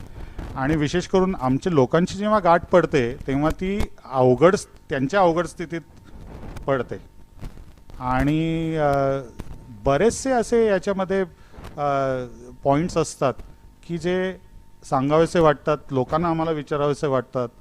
आणि त्याच्यातनं मला सगळ्यात महत्त्वाची गोष्ट अशी वाटते की हे ऐकून किंवा अजून आमचं काही लिखाण वाचून जर काही यंग आणि ब्रिलियंट मुलांना असं वाटलं की मेंदू किंवा मणक्याच्या रिसर्चकडे जावं, त्या क्षेत्रात पाऊल टाकावं, तर खूप चांगली गोष्ट होईल. कारण आजचे दिवस असे आहेत की लोक डॉक्टर व्हायला घाबरायला लागलेत. ज्या पद्धतीने समाज किंवा एकूणच सरकार वागवत आहे त्यांना. तर त्याच्यामुळे लोक घाबरायला लागलेत, आजकाल सर्जन व्हायला पण घाबरायला लागलेत. ही काही चांगली गोष्ट नाही आहे. हे काही एखाद्या उत्क्रांत समाजाचं हे स्वरूप नाही आहे की तुमच्या देशामधले डॉक्टर्स असतील, आर्टिस्ट असतील, फिलॉसॉफर असतील, टीचर्स असतील, ज्या समाजात ह्या लोकांना रिस्पेक्ट दिला जात नाही तो समाज पुढे जात नाही असं मला स्वतःला वाटतं. विशेष करून टीचर्स, म्हणजे अगदी प्रायमरीतले टीचर्स, मॉन्टेसरीतले टीचर्स हे नेशन घडवतात. त्यांच्याकडे आपण ज्या पद्धतीने बघतो ती थोडा नजर आपण बदलायला पाहिजे, त्याशिवाय आपल्या देशात क्रांती होणार नाही. तर म्हणून या गप्पांचा उपयोग असाच या कारणांसाठी मला खूप महत्त्वाचा वाटतो. आणि जेव्हा जेव्हा चान्स मिळेल तेव्हा आपण भेटत राहू. आणि thank you very much. Thank you very much doctor.